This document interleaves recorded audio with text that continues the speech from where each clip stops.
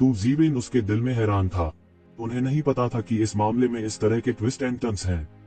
लेकिन उसे अचानक ऐसा लगा जैसे उसकी पीठ ठंडे पसीने में भीग गई हो। वह कुछ भी नहीं जानता था और उसने लापरवाही से वापस आने की हिम्मत की थी। वह ठीक एक जाल में चला गया था। क्या वह एक गद्दार का बेटा मौत को दावत दे रहा होता अगर यह इस तथ्य के लिए नहीं होता कि उसकी रक्षा करने वाले लोगों का एक और समूह था। वह उस गद्दार का बेटा था जिसका इंपीरियल कबीले कोर्ट के मुख्य प्रबंधक ने उल्लेख किया था। असंभव, अगर ऐसा है तो मुझे डर है कि वापस आते ही मेरी मौत हो जाएगी, ये जीवेन ने ठंडेपन से कहा। यह कबीले के स्वामी का आदेश है, अन्यथा क्या आपको लगता है कि आप अब तक जीवित रह सकते हैं? इंपीरियल कबीले के मुख्य प्रबंधक ने कहा।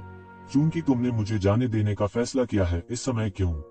ये जीवेन ने अपनी आंखें सिकोड़ ली और अचानक रुक गया। मैं समझता हूँ, यह शैतान जाति का आक्रमण है। आप यह नहीं बता सकते कि मैं शैतान जाति द्वारा भेजा गया जासूस हूँ या नहीं, इसलिए आप पहले मुझसे छुटकारा पा सकते हैं। वैसे भी इस अराजक स्थिति में कोई कुछ नहीं कह सकता। गलत व्यक्ति को जाने देने से बेहतर है कि गलत व्यक्ति को मार दिया जाए।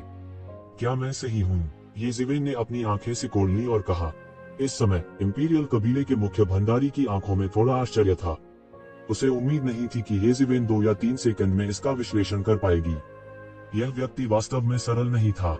उसने सोचा कि यह तो बड़ी साधारण सी बात है, लेकिन बात यहाँ तक गई थी। यह उसे येशिवेन को एक अलग नजरिए से देखने के लिए काफी था। तो ऐसा ही है, तो जीवेन ने अपनी आंखें सिकोड़ ली। जब उसने यह सुना तो उसके पास दौड़ने के लिए लगभग एक आवेग था। उसने इन लोगों में उसके लिए डर की डिग्री को कम करके आंका था। वह जितनी तेजी से बढ़ा, इन लोगों में उसके लिए उतना ही गहरा डर था। इसने येशिवेन को संकट की एक मजबूत भावना दी। शैतान जाति का आक्रमण एक अच्छा बहाना था। गलत व्यक्ति को जाने देने से बेहतर है कि गलत व्यक्ति को मार दिया जाए। इस बहाने कोई ऐसा नहीं था जिसे मारा न जा सके, खासकर उसके जैसा कोई जो दाग के साथ पैदा हुआ हो। हालांकि वह इस समय बिल्कुल नहीं बच सका। एक बार जब वह भाग गया तो क्या अपराध की पुष्टि नहीं हो जाएगी? उस समय उसे शैतान जाति के गुप्तचर का नाम धारण करना पड़ता था। पूरे प्राचीन काल में उनके पास पैर रखने का स्थान नहीं था। आसपास के कई लोग जानना चाहते थे कि दोनों किस बारे में बात कर रहे हैं, लेकिन दोनों आत्मा संचरण के माध्यम से संचार कर रहे थे। दूसरों के पास यह जानने का कोई तरीका नहीं था कि वे किस बारे में बात कर रहे हैं। हर कोई इस बात को लेकर बहुत उत्सुक था कि इंपीरियल कबीले का कोर्ट येशिवेन के साथ परेशानी की तलाश में क्यों है। किसी को पता होना चाहिए कि ये जेनमो को अपने दिल को कठोर करना होगा अगर वो येशिवेन पर हमला करना चाहता है, भले ही वो दानवों को दबाने वाले शहर में पहुंचे। आखिरकार उसके पीछे कानून प्रवर्तन हॉल एक पुशोवर नहीं था, इसलिए कोई भी उन्हें इस तरह यूं ही चुटकी नहीं ले सकता था। इंपीरियल कबीले कोर्ट के पास निश्चित रूप से एक अच्छा कारण था, नहीं तो ये जीवेन को मारना तो दूर, वे उसे गिरफ्तार भी नहीं कर पाएंगे। हालांकि जिस बात ने सभी को अजीब महसूस कराया वह यह थी कि अगर उनके पास ऐसा कोई कारण होता तो इंपीरियल क्लान कोर्ट को इसकी घोषणा करनी चाहिए। आखिरकार इंपीरियल कबीले का न्यायालय केवल इसकी घोषणा करके ही पैर जमाने में सक्षम होगा। हालांकि इंपीरियल कबीले के कोर्ट ने कारण प्रकट करने के लिए नहीं चुना था, भले ही येशिवेन ने उन्हें इतनी बुरी तरह से पीटा था। इससे सभी की उत्सुकता और बढ़ गई थी। आखिरकार येशिवेन ने सबकी आंखों के सामने अपना वादा निभाया। उन्होंने इंपीरियल कबीले कोर्ट के मुख्य स्टीवर्ड को रिहा कर दिया और फिर सीधे चले गए। जल्द ही येशिवेन की इंपीरियल कबीले अदालत द्वारा भर्ती किए जाने की बात ये कबीले में फैल गई। अचानक हंगामा मच गया, खासकर उन शीर्ष विशेषज्ञों के लिए। इंपीरियल कबीले का दरबार बिल्कुल भयंकर स्थान था। बहुत से लोग जब वहां पहुंचेंगे तो भयभीत हो जाएंगे, औरों की तो बात ही छोड़ दीजिए। येशिवेन ने इंपीरियल कबीले के दरबार में परेशानी खड़ी करने का साहस किया था, तो जीवेन ने इंपीरियल कबीले कोर्ट में कहर बरपाने हिम्मत की थी। वह अत्यंत दुस्साहसी था, हालांकि अधिक लोगों को यह अजीब और अविश्वसनीय लगा। इंपीरियल कबीले के न्यायालय की तुलना उसके उत्कर्ष से नहीं की जा सकती। हालांकि जब यह ताकत में आया तब भी यह कबीले के सबसे मजबूत संगठनों में से एक था। इंपीरियल कबीले कोर्ट में कई टाइकून स्तर के बुजुर्ग थे। उनमें से ये जेन मो, ये जेन तियान और अन्य की तुलना में कुलपति एक भयानक अस्तित्व था। तो कैसे येशिवेन इंपीरियल कबीले के दरबार में कहर बरपा सकता था और इधर उधर भाग सकता था? इंपीरियल क्लान कोर्ट की जड़ों को जानने वाले कई लोगों के लिए यह किसी काल्पनिक कहानी से कम नहीं थी। जल्द ही और खबरें सामने आईं। यह पता चला कि ऐसा नहीं था कि इंपीरियल कबीले का न्यायालय काफी अच्छा नहीं था। इसके बजाय यह इसलिए था क्योंकि उस समय ये कबीले के उच्च स्तरीय सदस्य शैतान जाति के मामले के कारण एक बैठक में गए थे। अधिकांश टाइकून बैठक में गए थे, इसलिए येशिवेन के पास इसका लाभ उठाने का अवसर था। वास्तव में इंपीरियल कबीले के न्यायालय ने इस समय ये जीवेन को भर्ती करने के लिए चुना था। क्या यह उस अवसर का लाभ उठाने के लिए नहीं था जब कानून प्रवर्तन हॉल के विशेषज्ञ एक बैठक में थे? किसने सोचा होगा कि ये जीवेन, जो मूल रूप से सभी की नजरों में उत्कृष्ट नहीं थे, वास्तव में पूरे इंपीरियल कबीले के दरबार को उल्टा कर देंगे। हर तरह की अफवाहें अचानक ज्वालामुखी विस्फोट की तरह फूट पड़ी। किसने सोचा होगा कि ये जीवेन इतनी शक्तिशाली होगी, वह वास्तव में भयानक है। इंपीरियल कबीले के मुख्य प्रबंधक किसी भी मामले में पहले से ही दिव्य अस्तित्व के दायरे के छठे स्तर के शिखर पर प्रवेश कर चुके थे। हालांकि उसे ये जीवेन द्वारा एक मरे हुए कुत्ते की तरह पीटा गया था। यह बिल्कुल अविश्वसनीय है। मैंने अपनी आंखों से देखा कि ये जीवेन इंपीरियल कबीले के दरबार में अपराजेय थी। पूरे इंपीरियल कबीले शहर में उसे रोकने वाला कोई नहीं था। यदि इंपीरियल कबीले के मुख्य प्रबंधक ने उस रहस्य का खुलासा नहीं किया होता जो कि यक्षिवेन चाहता था, तो मुझे डर है कि यह मामला लंबे समय तक जारी रहेगा। शायद यह इंपीरियल कबीले के बुजुर्गों को येसीवेन को वश में करने के लिए वापस लौटने में लगेगा।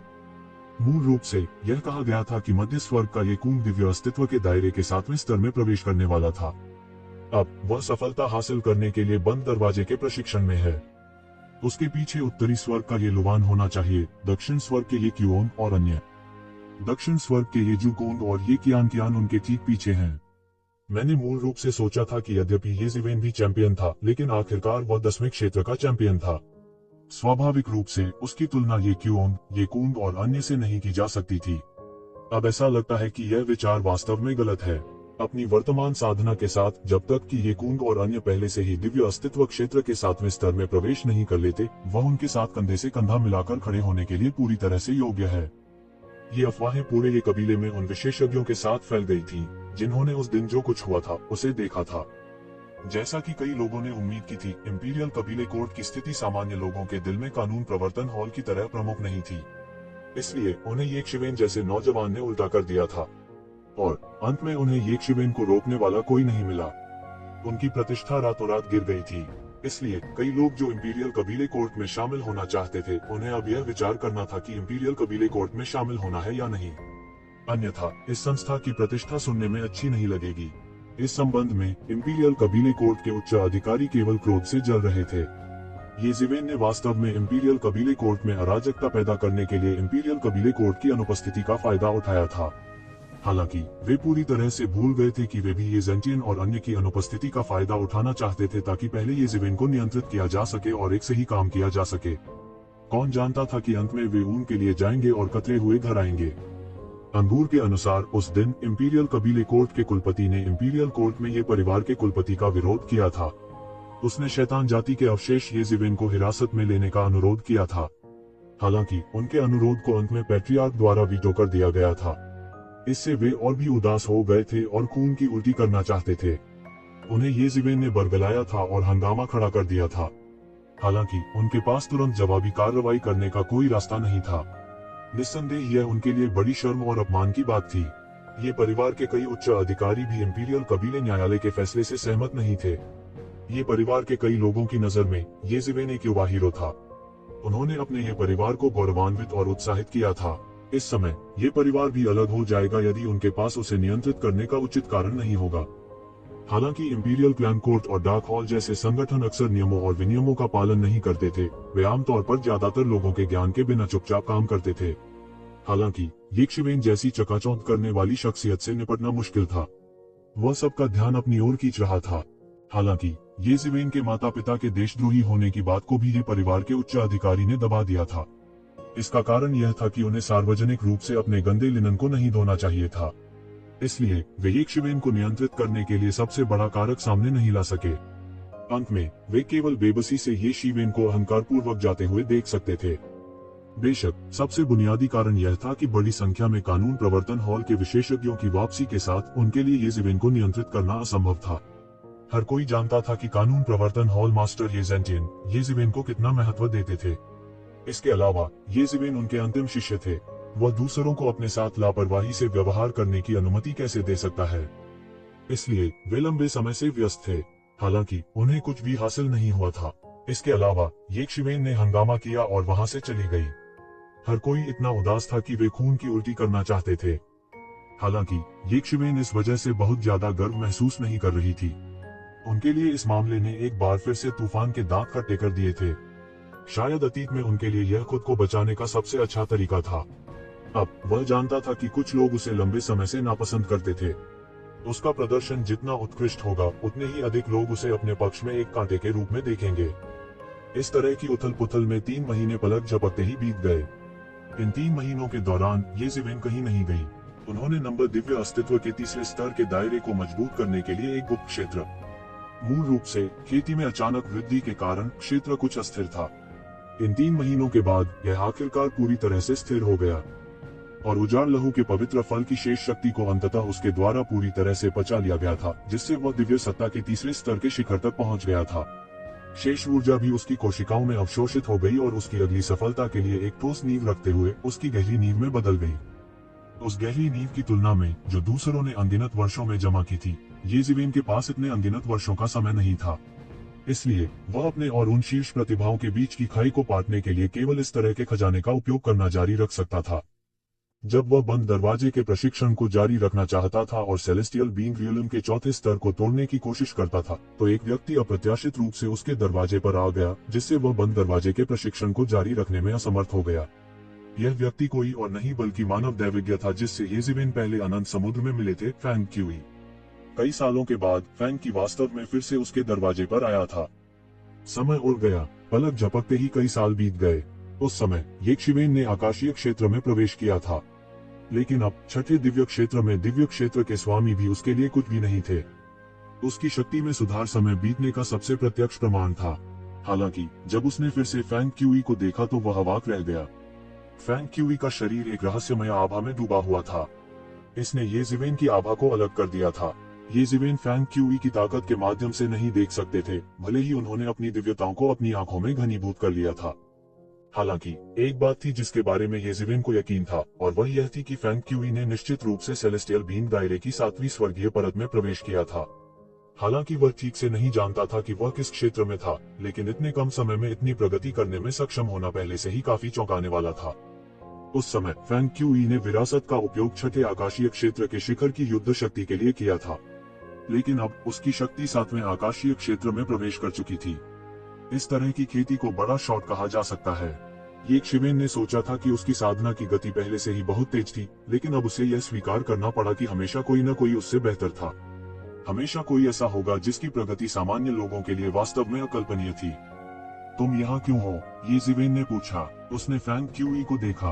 वह वास्तव में यह पूछना चाहता था कि वह इस छिपे हुए क्षेत्र में कैसे प्रवेश कर सकता है। छिपा हुआ क्षेत्र ये कबीले के सबसे महत्वपूर्ण छिपे हुए स्थानों में से एक था। इसके अलावा और कोई कारण नहीं था कि एक क्लान की युवा पीढ़ी के उस्तादों की एक बड़ी संख्या यहाँ एकत्र हुई थी। दिव्य क्षेत्र के कई स्वामी भी थे। अगर कुछ हुआ तो यह पूरे ये कबीले के लिए एक बड़ा झटका होगा। इसलिए इस जगह को भारी पहरा कहा जा सकता है। फैंग क्यूई, एक बाहरी व्यक्ति, वास्तव में आसानी से प्रवेश कर सकता था और बाहर निकल सकता था। येज़ेबेल के लिए भी यह एक बड़ा झटका था। यह कुछ भी नहीं है। हालांकि ये कबीले पर भारी पहरा है, यह ड्रैगन का पूल या बाग की मांग नहीं है। फैंग क्यूई कैसे नहीं जान सकता था कि येज़ेबेल क्या सोच रहा था। वह हंसे बिना नहीं रह सका और कहा। येज़ेबेल ने अपनी आंखें सिकोड़ ली। यह हराकल एलायंस उसकी कल्पना से कहीं अधिक शक्तिशाली प्रतीत हुआ। यहाँ तक कि कबीले के छिपे हुए दायरे जैसी जगह में भी आसानी से प्रवेश किया जा सकता है। शायद यह केवल थोड़ी सी क्षमता नहीं थी जो इसे समझा सके। कुछ साल हो गए हैं, मैं लगभग भूल गया, येज़ेबेल ने हल्की मुस्कान के साथ कहा। फैंग क्यूई ने आह भरी और कहा, काश यह मामला भी उन राक्षसों का दोष है। पिछले कुछ वर्षों में हमारा गठबंधन डेविल रेस की जांच कर रहा है, लेकिन हम आपके मामले के बारे में भूल गए।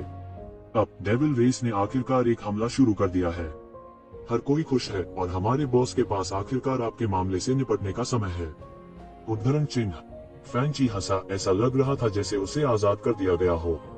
आगे मैं आधिकारिक तौर पर आपके साथ हमारे गठबंधन के बारे में चर्चा करूंगा। फैंग क्यूई ने येज़ेबेल को देखा और कहा, मुझे लगता है कि आपको हमारे गठबंधन के बारे में कुछ समझ होनी चाहिए। यह कई मानव ईश्वर दूतों द्वारा गठित एक गठबंधन है, लेकिन आपकी स्थिति कुछ खास है। येज़ेबेल ने अपनी आंखें सिकोड़ ली और कहा, विशेष? इसमें अलग क्या है?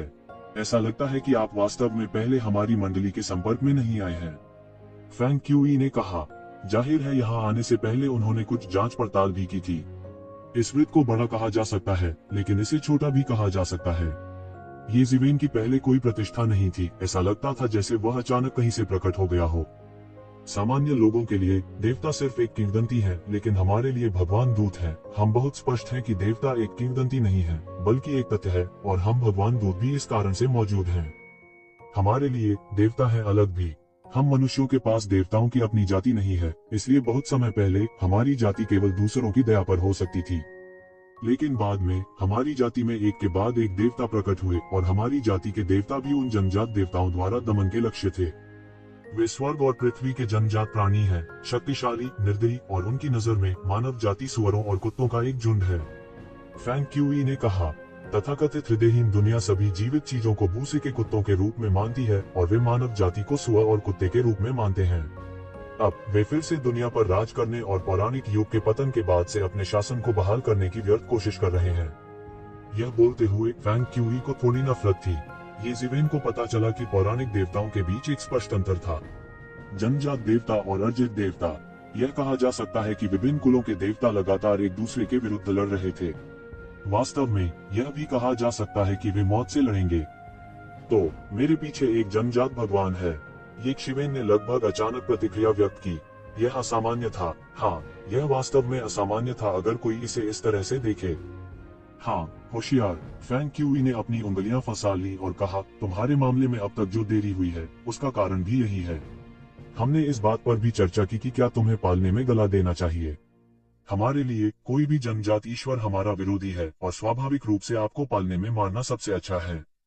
ये शिवेन अपनी पीठ पर ठंडक महसूस किए बिना नहीं रह सकी। वास्तव में ऐसा कुछ था, लेकिन वह नहीं जानता था कि यह ईश्वर दूत एलायंस बहुत शक्तिशाली था, और वे कितने शक्तिशाली थे इस तथ्य से देखा जा सकता है कि फैंग क्यूई नंबर 1 गुप्त क्षेत्र में आसानी से प्रवेश कर सकता है। अगर वे ये जिवेन से निपटने के लिए दृढ़ थे, तो शायद यह भी एक बड़ी मुसीबत होगी।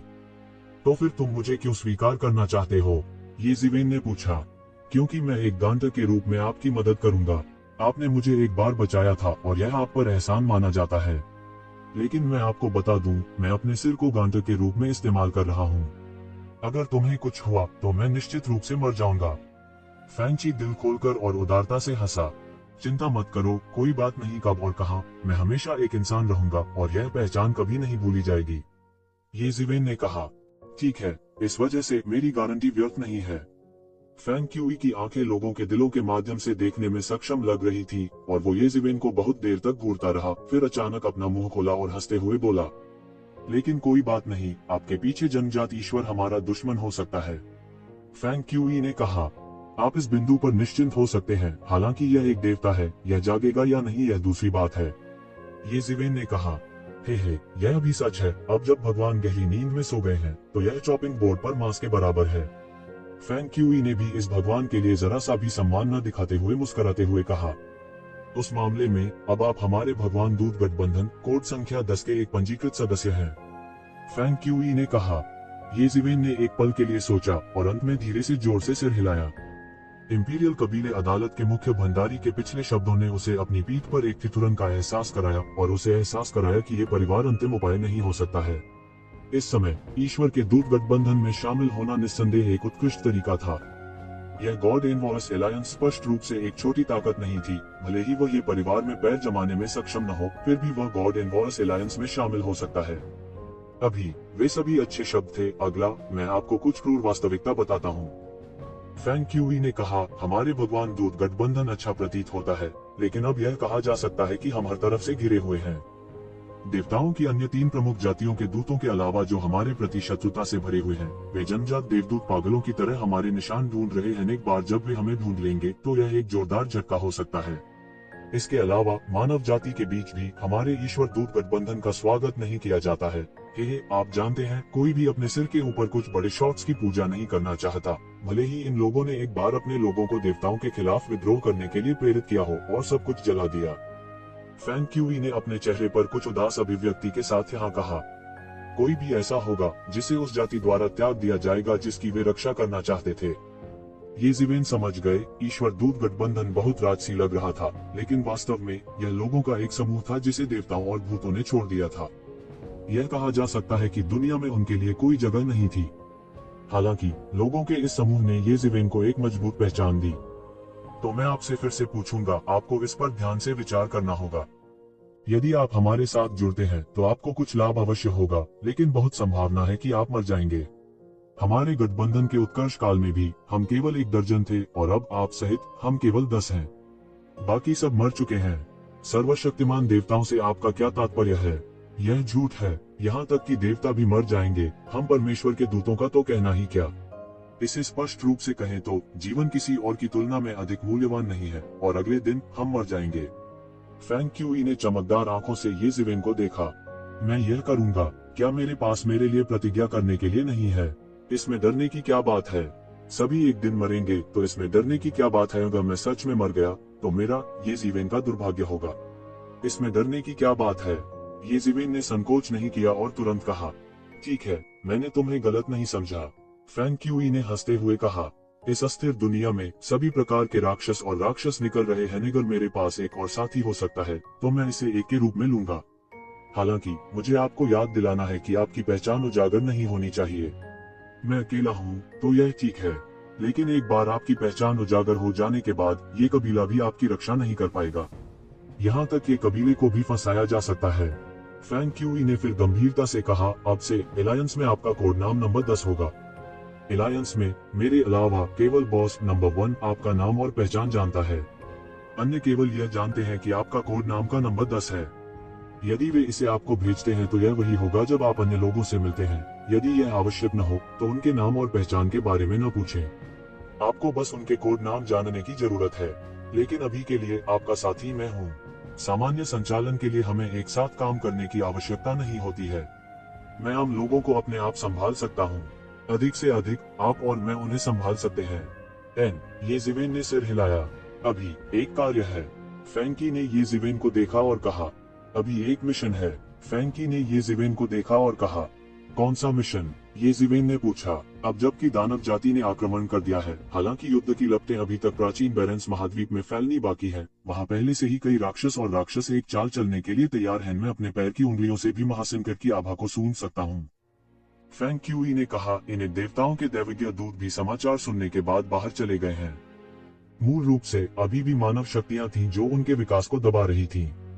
हालांकि अब जबकि सभी प्रमुख ताकतों का ध्यान दानव जाति द्वारा आकर्षित किया गया है, वे बेईमान हो गए हैं।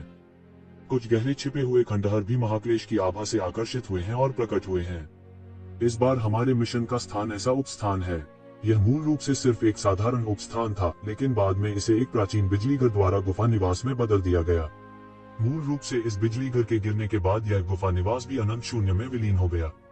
अप्रत्याशित रूप से महाक्लेश की आभा के कारण यह वास्तव में प्रकट हुआ। अब बड़ी संख्या में शक्तिपीठ इस गुफा निवास की ओर दौड़ रहे हैं। हमें पहले ही बहुत देर हो चुकी है। बेशक अगर यह सिर्फ एक प्राचीन बिजली घर का गुफा निवास होता तो यह हमारे लिए इतना बड़ा कदम उठाने के योग्य नहीं होता। हमारे बॉस साल भर अंतहीन शून्य से गुजरते रहे हैं और उन्होंने कई गुफा निवासों की खोज की है। इस कदर, फैंग क्यूई ने कहा। ये जिवेन चुपके से अवाक थी। एक प्राचीन बिजली घर का गुफा निवास जो अंतहीन शून्य के माध्यम से बंद था, कुछ ऐसा था जिसके बारे में ज्यादातर लोगों ने कभी सुना भी नहीं था। केवल ऐसी परिस्थितियों में ही यह मुख्य विमान में दिखाई देगा।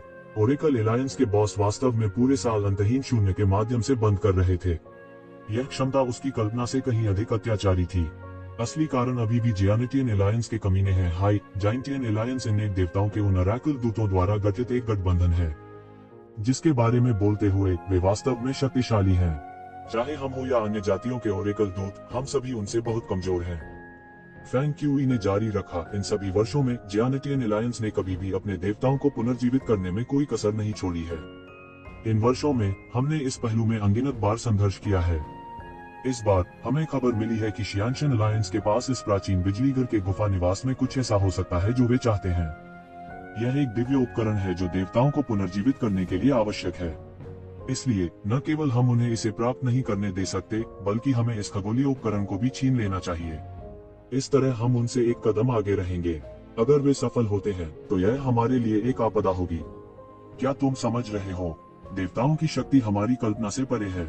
अगर वे इसे पहले प्राप्त कर लेते हैं तो यह हमारे लिए एक आपदा होगी। ये शिवेन ने अपने चेहरे पर गंभीर भाव के साथ सिर हिलाया। फैंग क्यूई ने कहा था कि देवताओं की शक्ति अकल्पनीय थी और उन्हें इसकी गहरी समझ थी। वह उस सोए हुए देवता के जाल में फंसने ही वाला था। यदि ये मो ने हस्तक्षेप नहीं किया होता तो शायद वह उस देवता का दास बन गया होता। उस स्थिति में उसके लिए ईश्वर के दूतों के गठबंधन में शामिल होना असंभव होता, क्योंकि उसके पीछे खड़े होने की संभावना एक जियानटियन देवता होने की थी। अगर यह इस तथ्य के लिए नहीं था कि मैं आपको पहले देखना चाहता था, तो शायद मैं पहले ही वहां पहुंच गया होता। मैं पहले जाइंटियन एलायंस को इसे छीनने नहीं देना चाहिए, फैंग क्यूई ने कहा। हालांकि मैंने यहाँ रास्ते में आपके मामले के बारे में सुना। हाँ, आपने वास्तव में अपने परिवार के इंपीरियल कबीले के न्यायालय में इतना बड़ा हंगामा किया। अब इंपीरियल कबीले के दरबार के लोग बाहर हंगामा कर रहे हैं। मुझे डर है कि वे तुम्हें मारने के लिए इंतजार नहीं कर सकते। ये ज़िवेन फूट फूट कर मुस्कुराए बिना नहीं रह सकी। यहाँ तक फैंग क्यूई को भी इस बात के बारे में पता था। यह सच था कि बुरी खबरें दूर दूर तक फैलती थीं। फिर चलते हैं, हम भी बाहर जा सकते हैं और थोड़ी देर लेट सकते हैं, ये ज़िवेन ने कहा। यह अच्छे के लिए है, फैंग क्यूई ने भी सिर हिलाया। चूंकि वे पहले ही सहमत हो गए थे, दोनों ने संकोच नहीं किया और चुपचाप ये निवास छोड़ दिया। अब ये ज़िवेन के बारे में कहा जा सकता है कि वह इंपीरियल कबीले के दरबार में एक कांटा बन गया था। अगर वे जानते थे कि ये ज़िवेन ने ये निवास छोड़ दिया है, तो ये ज़िवेन का मानना कि वे लोगों को ये निवास के बाहर ये ज़िवेन को मारने के लिए भेजेंगे। ये निवास छोड़ने के बाद दोनों मुखौटे और लबादे में बदल गए और सीधे गुफा निवास की दिशा में उड़ गए। गुफा निवास शून्य की गहराई में स्थित था और यह प्राचीन बैरन से ऊपर नहीं था। अधिकांश लोगों के लिए दोनों की पहचान गुप्त रखनी थी, इसलिए उन्होंने गुप्त कपड़े भी बदल लिए। दोनों के कपड़ों के आर पार दैवीय इंद्रियों भी नहीं देख सकती थी। हालांकि यह विमान प्राचीन बैरन में प्रकट होता है, वास्तव में गुफा निवास तक पहुंचने के लिए अभी भी एक लंबी जगह की दरार है जो कम नहीं है। यह दरार बहुत अस्थिर है और आकाशीय क्षेत्र के छठे स्तर से ऊपर के दिग्गजों को अनुमति नहीं देता है गुजरने के लिए। इसलिए मुझे मार्ग से गुजरने के लिए अपनी मार्शल शक्ति को भी सील करने की आवश्यकता है। आपके वर्तमान दायरे के साथ इस मार्ग से गुजरना काफी है, फैंग क्यूई ने कहा। अर्थात यदि वे शक्तिशाली स्वामी प्रवेश करना चाहते हैं तो उन्हें अपनी मार्शल शक्ति पर भी मुहर लगानी होगी, लेकिन प्रवेश करने के बाद उन्हें अपनी मार्शल शक्ति को जारी करने में सक्षम होना चाहिए, ये शिवेन ने पूछा। फैंग क्यूई ने तुरंत अपना सिर हिलाया और कहा, प्रवेश करने के बाद मार्शल शक्ति जारी करना और भी असंभव है। यह गुफा निवास प्राचीन गुरु द्वारा प्रतिबंधित किया गया है। एक बार आकाशीय क्षेत्र के छठे स्तर से ऊपर कोई बाहरी व्यक्ति दिखाई देता है तो उस पर उसी स्थान पर प्रतिबंध द्वारा हमला किया जाएगा। यहाँ तक दिव्य क्षेत्र का 7वां या 8वां स्तर भी तुरंत मर जाएगा और दिव्य क्षेत्र का 9वां स्तर गंभीर रूप से घायल हो जाएगा। हमने जो जानकारी प्राप्त की है उसके अनुसार यह प्राचीन गुरु कम से कम दिव्य क्षेत्र का स्वामी है, अन्यथा वह इतना भयंकर प्रतिबंध स्थापित करने में सक्षम नहीं होता। फैंग क्यूई ने जारी रखा, अगर ऐसा नहीं होता तो इस बार मेरे साथी आप नहीं होते आपकी साधना के साथ। हालांकि यह आपकी उम्र के लिए पहले से ही चौंकाने वाला है, लेकिन कई दिव्य दूतों के बीच आप मूल रूप से सबसे नीचे हैं। अभी आपके पास कार्रवाई करने की योग्यता नहीं है। ये शिवेन थोड़ा शर्मिंदा थी। हालांकि यह सच हो सकता है, लेकिन उन्होंने जो कहा वह बहुत यथार्थवादी था। फैंग क्यूई अपने हाथों को उसकी पीठ के पीछे बांधे हुए खड़ा था। उसके पैरों के नीचे अंतहीन सुनहरी रोशनी दिखाई दी और दो आकृतियां उच्च गति से शून्य की गहराई की ओर उड़ी, लगभग टेलीपोर्टेशन की तरह। आप आश्वस्त नहीं हो सकते हैं, लेकिन दिव्य दूत वे लोग हैं जो देवताओं द्वारा चुने गए हैं। पौराणिक युग में ऐसे लोगों को भगवान का चुना हुआ कहा जाता है और ये भगवान के चुने हुए, बिना किसी अपवाद के देवताओं के अधीन सर्वोच्च शक्ति केंद्र हैं। उनकी सहज प्रतिभा कल्पना से परे पहले से ही मजबूत है। यह उल्लेख नहीं है कि वे भी देवताओं के पक्षधर हैं, इसलिए उनकी खेती के विकास की गति कुछ ऐसी नहीं है जिसकी सामान्य लोग कल्पना कर सकते हैं, फैंग क्यूई ने कहा। ये ज़िवेन ने सिर हिलाया। इस पहलू के बारे में वह समझ सकता था। कुछ ही वर्षों में फैंग क्यूई विरासत को सक्रिय करने की जरूरत से दूर हो गई थी और दिव्य अस्तित्व के छठे स्तर के शिखर पर कदम रखने के लिए एक झपट्टा मारकर एक ऐसी साधना में आ गई थी जिसे ये ज़िवेन भी नहीं देख सकते थे। यह अपने आप में सबसे अच्छा प्रमाण था। फैंग क्यूई ने देखा कि ये शिवेन वास्तव में सहमत था और लापरवाह नहीं था, इसलिए उसने राहत के साथ सिर हिलाया। डर था कि ये शिवेन को नुकसान होगा क्योंकि उसने अन्य दिव्य दूतों को कम करके आंका था। उल्लेख नहीं है, दिव्य दूतों के बीच लोगों का एक समूह है जो शिखर पर खड़े हैं, जिन्हें देवता कहा जाता है। मेरी नजर में वे पौराणिक देवताओं से अलग नहीं हैं, फैंग क्यूई ने कहा। वह स्तर नहीं है जिस पर हम वर्तमान में पहुंच सकते हैं। रास्ते में फैंग क्यूई ने ये शिवेन को इस मंडली के बारे में कुछ बातें बताई। ये ज़िवेन इस मंडली से बहुत परिचित नहीं थी और यह भी कहा जा सकता है कि उसे इसके बारे में पूरी तरह से जानकारी नहीं थी। फैंग की के परिचय के बाद ये ज़िवेन को धीरे धीरे दैवीय दूतों के घेरे के बारे में कुछ समझ आ गई थी। ये दुनिया के लोगों का समूह थे जो देवताओं के सबसे करीब थे। वे पर्दे के पीछे छिप गए, लेकिन पूरे विश्व के विकास को प्रभावित किया। उनमें से कई उस्ताद थे, उन उस्तादों से बहुत अधिक जिन्हें लोग जानते थे। सौभाग्य से वे खुद लगातार लड़ रहे थे, अन्यथा उन्हें डर था कि वे दुनिया पर हावी होने की क्षमता हासिल कर लेंगे और मानव जाति के दिव्य दूत गठबंधन को वास्तव में केवल सबसे कमजोर दिव्य दूत संगठन के रूप में माना जा सकता था। लेकिन फिर भी कई शक्तिशाली अस्तित्व थे जो येज़ेवेन को उनकी ओर देखने के लिए पर्याप्त थे। येज़ेवेन दैवीय दूतों के गठबंधन के नीचे 10वें नंबर पर था, लेकिन फैंग क्यूई वास्तव में 9वें नंबर पर था। वास्तव में वह येज़ेवेन से बहुत बेहतर नहीं था, फिर भी फैंग क्यूई की ताकत येज़ेवेन जैसी नहीं थी के माध्यम से देख सकता था। फैंग क्यू पहले कुछ दिव्य दूतों के बारे में बहुत स्पष्ट नहीं थे, उन्हें यह भी नहीं पता था कि उनकी असली पहचान क्या थी। यह व्यवस्था गुप्तचरों से रक्षा करने के अतिरिक्त प्रत्येक दैवीय दूतों की रक्षा के लिए भी थी, ताकि कोई समस्या न हो और अन्य दैवीय दूतों की पहचान उजागर हो जाए। हालांकि फैंग क्यूई के अनुसार दिव्य दूत गठबंधन के शीर्ष कुछ दिव्य दूत शायद पहले से ही आकाशीय क्षेत्र में थे और यहाँ तक दिव्य तकनीकों की मदद से उनके पास सामान्य दिव्य क्षेत्र के विशेषज्ञों की तुलना में कहीं अधिक लड़ाकू शक्ति थी। फैंग क्यूई के अनुसार जब येज़ेवेन के पास लंबा समय था तो वह स्वाभाविक रूप से कुछ चीजों को समझने में सक्षम होगा। उन दोनों की गति वायु और बिजली के समान अत्यंत तीव्र थी। आधे दिन से भी कम समय में ये क्लान से बाहर आने के बाद वे पहले से ही एक प्राचीन बिजली घर के गुफा निवास में आ चुके थे। चूंकि यह प्राचीन काल में उपअंतरिक्ष की अभिव्यक्ति थी, इसलिए इस क्षेत्र में अंतरिक्ष भी बेहद अस्थिर था। आकाशीय क्षेत्र के विशेषज्ञों के लिए जो पहले से ही स्वर्गीय तरीके से एकीकृत थे, वे अंतरिक्ष में परिवर्तनों के प्रति बहुत संवेदनशील थे। लगभग तुरंत ही उन्होंने इस उपअंतरिक्ष के प्रवेश द्वार का स्थान पहले ही निर्धारित कर लिया था। उसी समय अपनी शक्तिशाली ताकत को सील करने के बाद कई अत्याचारी आकृतियां भी इस गुफा के प्रवेश द्वार में गिर गईं। येज़ेवेन ने इन अत्याचारी छायाचित्रों को देखा। इस बार इस बिजली घर की गुफा हवेली के उद्भव ने शायद बड़ी संख्या में विशेषज्ञों को आकर्षित किया था। यहाँ तक स्वर्ग क्षेत्र और उससे ऊपर के टाइकून भी आकर्षित हुए थे, अन्यथा उन्हें अपनी शक्ति पर मुहर लगाने की कोई आवश्यकता नहीं थी। अगर सामान्य माहौल में होता तो इन लोगों के सामने अहंकारी होने की योग्यता उनमें जरा भी नहीं होती। वर्तमान येज़ेवेन आकाशीय क्षेत्र के 7वें स्वर्ग के स्वामी के साथ व्यवहार नहीं कर सकता था, लेकिन अब अपनी अत्याचारी युद्ध शक्ति के साथ इस गुफा निवास में वह अभी भी कुछ समय के लिए लड़ सकता था। इस समय उसके बगल में फैंग क्यूई ने भी अपनी खेती को सील कर दिया और अचानक बहुत कमजोर हो गया, जैसे कि कोई एक नजर में उसके आर पार देख सकता हो। दोनों रुके नहीं और तुरंत ही सीधे अंदर गिर पड़े। शायद यह इसलिए था क्योंकि अमर की गुफा अभी उजाड़ पुरातनता के ऊपर प्रकट हुई थी और अंतरिक्ष अभी तक पूरी तरह से मिश्रित नहीं हुआ था। येज़ेवेन, जिसने अभी प्रवेश किया था, ने देखा कि आकाश अंतरिक्ष की दरारों से भरा हुआ था, खुल रहा था और बंद हो रहा था, और यह अतुलनीय रूप से भयानक था। एक बार जब ये खुलने और बंद होने वाली दरारें अटक जाती हैं, तो एक दिव्य क्षेत्र विशेषज्ञ भी मर जाएगा। वह अंतरिक्ष की शक्तिशाली शक्ति थी। जैसे ही उसने गुफा की दुनिया में प्रवेश किया, येज़ेवेन ने अपने शरीर को कुचलते हुए एक दबाव महसूस किया। यह वह प्रतिबंध होना चाहिए जिसका फैंग क्यूई ने उल्लेख किया था। निश्चित रूप से यह जितना अधिक सहन कर सकता था, वह दिव्य क्षेत्र के 6ठे स्तर के शिखर की शक्ति थी। एक बार यह इस स्तर से अधिक हो जाने पर यह संभवतः प्रतिबंध के हमले को आकर्षित करेगा। सौभाग्य से उसकी साधना दिव्य क्षेत्र के केवल 3रे स्तर पर थी, जिसके बारे में बोलते हुए वह इस गुफा निवास के प्रतिबंध के स्तर से बहुत दूर था, इसलिए वह बहुत चिंतित नहीं था। हालांकि फैंग क्यूई, जो उसके बगल में था, बहुत घबराया हुआ था। फिर से सील में कोई दिक्कत नहीं होने की पुष्टि करने के बाद उन्हें थोड़ी राहत मिली। गुफा आवास में प्रवेश करने के बाद फैंग क्यूई ने कहा, अब अपने आप से घूमें। आपके पास एक आकस्मिक मुठभेड़ हो सकती है। मैं जाऊंगा और पहले उस उपकरण का स्थान निर्धारित करूंगा। कोई खबर होने पर मैं आपको सूचित करूंगा। ठीक है, येज़ेवेन ने सिर हिलाया। फैंग क्यू फिर मुड़ा, सुनहरी रोशनी से भरे आकाश से बाहर निकला और येज़ेवेन के सामने गायब हो गया। फैंग क्यूई को छोड़ने के बाद येज़ेवेन ने तुरंत अपना मुखौटा और लबादा उतार दिया, जिससे उसकी पहचान बहाल हो गई। येज़ेवेन उड़ने ही वाली थी कि अचानक उसे आकाश में तेज उतार चढ़ाव महसूस हुआ। 1 दर्जन से अधिक आकृतियों ने हवा में कदम रखा और ऊपर आ गईं। येज़ेवेन ने तुरंत सांस रोकने की तकनीक का इस्तेमाल किया, अंतरिक्ष में भाग गई और चुपचाप देखती रही। उसने समुद्र कबीले के 1 दर्जन से अधिक सदस्यों को देखा जो येज़ेवेन से बहुत दूर नहीं थे और आकाश में जलवाष्प भर रहा था। ये सभी लोग एक्वा ब्लू स्केल कवच पहने हुए थे और जनरलों की तरह कपड़े पहने हुए थे।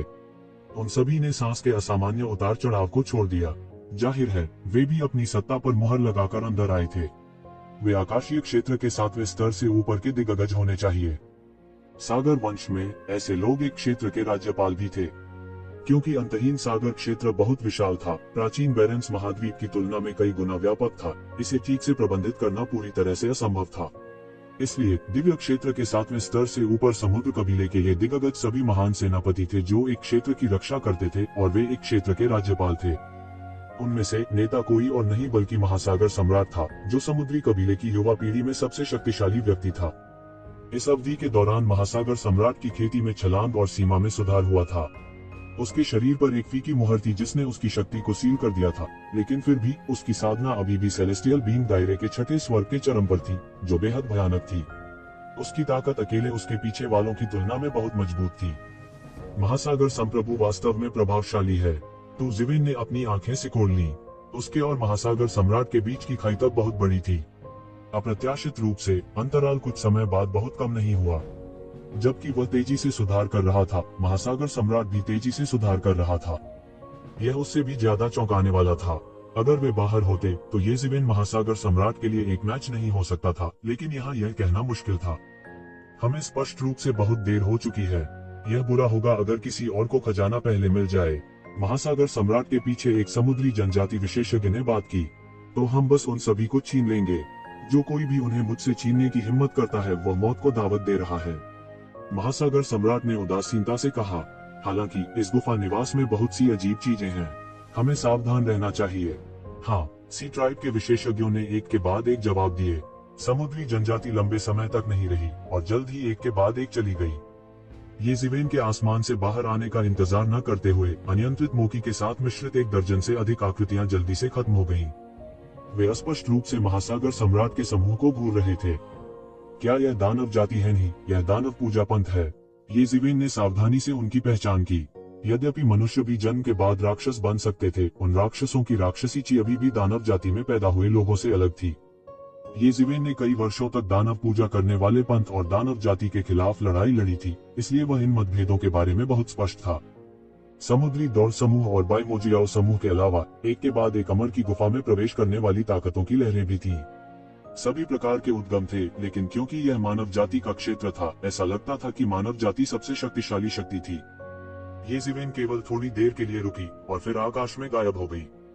शून्य में बादलों के ऊपर लगभग 27 या 28 साल की एक आकृति उस पर बैठी थी। उसके बाल शून्य में लहरा रहे थे और वह अत्यंत अहंकारी था। अगर यहाँ ये कबीले के लोग होते तो वे तुरंत पहचान लेते कि यह व्यक्ति कोई और नहीं बल्कि ये कबीले की युवा पीढ़ी येकून का पहला व्यक्ति था। हालांकि यह व्यापक रूप से अफवाह थी कि वह एकांत में टूट गया था, लेकिन अब ऐसा लग रहा था कि उसकी ताकत अफवाहों से कहीं आगे थी। कितना दिलचस्प है, एक प्राचीन बिजली घर के एक गुफा निवास ने इतने सारे स्वामी को आकर्षित किया है। ऐसा लगता है कि यह निश्चित रूप से सरल नहीं है। तुकून ने उपहास किया और उसकी आंखें ठंडी थी क्योंकि उसने सभी को तिरस्कार से देखा। लेकिन इससे कोई फर्क नहीं पड़ता। मुझे किलिन का दिल मिलना चाहिए। जो कोई भी मुझसे लड़ेगा वह मर जाएगा। अचानक शून्य में हड़कंप मच गया और मौके पर 1 दर्जन से अधिक आकृतियां मौके पर आ गईं। नेतृत्व करने वाले व्यक्ति का असाधारण प्रभाव था और वह अपने हाथों को उसकी पीठ के पीछे करके खड़ा था। उसकी उम्र करीब 30 साल थी। उसके पीछे सफेद कपड़ों में एक आदमी खड़ा था जो उसकी ही उम्र का था। वह भी अपने हाथों को अपनी पीठ के पीछे करके खड़ा था और वह अत्यंत शक्तिशाली था। और उनके पीछे दिव्य क्षेत्र के छठे स्तर के शिखर पर 1 दर्जन से अधिक अत्याचारी स्वामी थे। जियागु जेंगशुओ, बीशानजू, तुम दोनों देर से आए, येकून ने ठंडेपन से कहा। उनके सामने 2 लोग वास्तव में जियागु कबीले और बीशान कबीले के शीर्ष स्वामी थे, जो 100 कबीले गठबंधन के शीर्ष 10 शाही कुलों में से एक थे। एक असाधारण भाव वाले युवक जियागु जेंगशुओ ने येकून पर नजर डाली और कहा, आप बहुत जल्दी आ गए टीएसके। मुझे उम्मीद नहीं थी कि आपका दानव दमन करने वाला शहर वास्तव में हमारे 100 क्लान अलायंस के साथ सहयोग करेगा। क्या तुमने हमें सबसे ज्यादा नीचे नहीं देखा? इसमें गलत क्या है? हमारे दानव दमन शहर का नश्वर दुश्मन केवल राक्षस जाति है। दानव जाति के साथ समझौता न करने के अलावा बाकी सब पर चर्चा की जा सकती है। येकून ने तिरस्कार पूर्वक कहा, आप जियागु जेंगशुओ के साथ सहयोग करना चाहते हैं, आपने मुझे अपने साथ क्यों आमंत्रित किया? बीशिनजू ने कहा, क्योंकि हम सबका एक ही दुश्मन है, ये जिवेन। येकून ने कहा, ये जिवेन जिसने मेरे चचेरे भाई को मार डाला। जियागु जेंगशुओ ने अपनी आंखें मूंद ली और कहा, यह सही है, यह वह है। येकून ने कहा, यह थोड़ा दिलचस्प है। उसके मामले के कारण पूरे कबीले में गड़बड़ी है। अगर मैं उसे मार सकता हूँ तो मुझे बहुत सारे पुरस्कार भी मिल सकते हैं। मैं यह करूंगा, जियागु जेंगशुओ ने कहा। इससे मुझे क्या लेना देना? बीशिनजू ने कहा, क्या आपके बीशान कबीले ने सिर्फ एक कबीले के नेता को नहीं खोया है, जिससे आपके बीशान कबीले का चेहरा खो गया है, लेकिन आप हत्यारे का पता नहीं लगा सकते हैं? मैं आपको 100% निश्चितता के साथ बता सकता हूं कि उसे मारने वाला ये जिवेन था। ये कून ने कहा। क्या उस कचरे को ये जिवेन ने मारा था? बीशान जू ने पूछा। कचरे के उस टुकड़े ने वास्तव में हमारे बीशान कबीले का चेहरा फेंक दिया है। मेरे पिता मूल रूप से एक अद्वितीय दिव्य तकनीक की खेती कर रहे थे और खुद को विभाजित करने में असमर्थ थे। वही यह भी नहीं चाहता था कि दूसरे उसकी शक्ति पर कब्जा करें, इसलिए उसने इस कठपुतली को बाहर धकेल दिया। किसने सोचा होगा कि कचरे का यह टुकड़ा वास्तव में किसी के द्वारा मारा जाएगा? क्या बदनामी है! अगर यह खबर फैलती तो मुझे डर है कि हमारा बीशन कबीला आपके ये कबीले के मामले को इतनी आसानी से शांत नहीं होने देगा। ये कून ने तिरस्कार पूर्वक कहा। मैंने कहा, यह ये जिवेन की समस्या है। इसका हमारे ये कबीले से क्या लेना देना है? हमने उसे मारने का निर्देश नहीं दिया। इसके अलावा अगर उसने ऐसा किया तो क्या हुआ? क्या आप अपने तरीके से लड़ने की हिम्मत करते हैं? में हिम्मत नहीं है तो बकवास मत करो। कैसे अहंकारी! ये कून, मैंने लंबे समय से आपके अहंकार के बारे में सुना है। मुझे उम्मीद नहीं थी कि आप मेरे सामने इतने अहंकारी होंगे। मैं देखना चाहता हूँ कि आप में इतनी अहंकारी होने की किस तरह की क्षमता है। बीशन जू का चेहरा तुरंत गिर गया। ये कून के शब्दों से वह मौके पर आ गया और तुरंत उग्र हो गया। बूम! एक भयानक आभा तुरंत उसके शरीर से छलक पड़ी। आकाशीय क्षेत्र के छठे स्वर्ग के शिखर की भयानक आभा तुरंत बह गई। पलक झपकते ही उसने अपनी हथेली से ये कून पर हमला कर दिया। उसकी हथेली एक पहाड़ की तरह थी जो ये कून को कुचल रही थी। तुच्छ कौशल, और तुम मेरे सामने अहंकारी होने का साहस करते हो। ये कून ने उपहास किया और शून्य में इशारा किया। तुरंत अनंत प्रकाश बह गया। बूम! गगनभेदी दहाड़ के साथ उसके विशाल हाथ ने सीधे पर्वत श्रृंखला को चकनाचूर कर दिया। आह! बीशन जू तुरंत चिल्लाया। उसकी हथेली से खून टपक रहा था और उसमें एक बड़ा छेद था।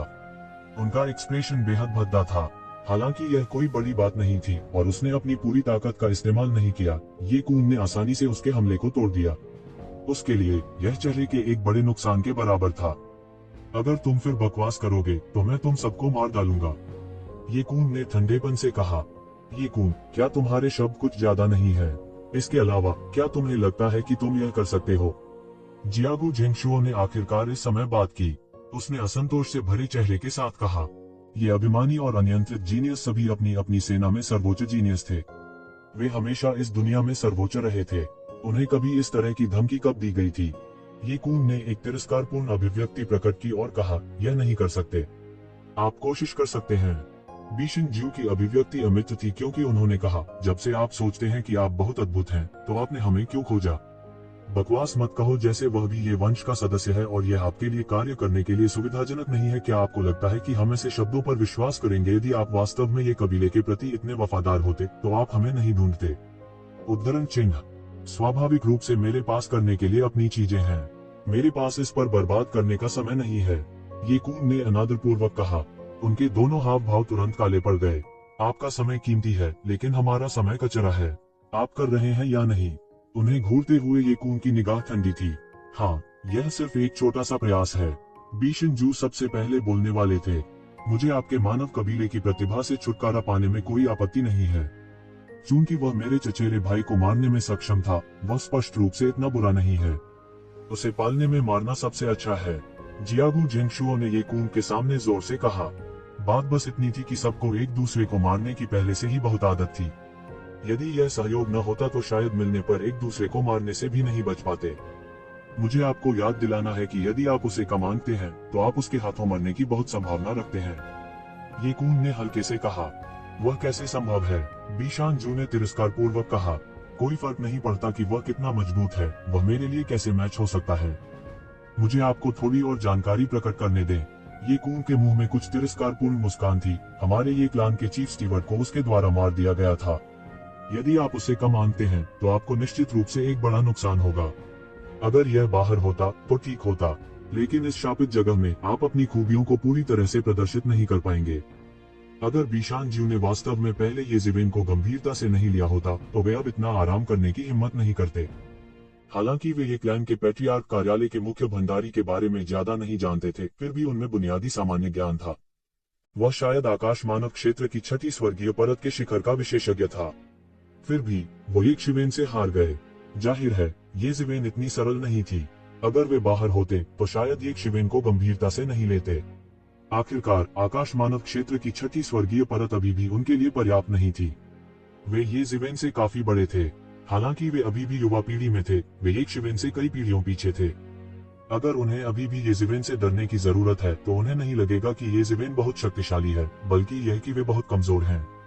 उनके दिल में गर्व के साथ वे संभवतः इसे कैसे स्वीकार कर सकते थे।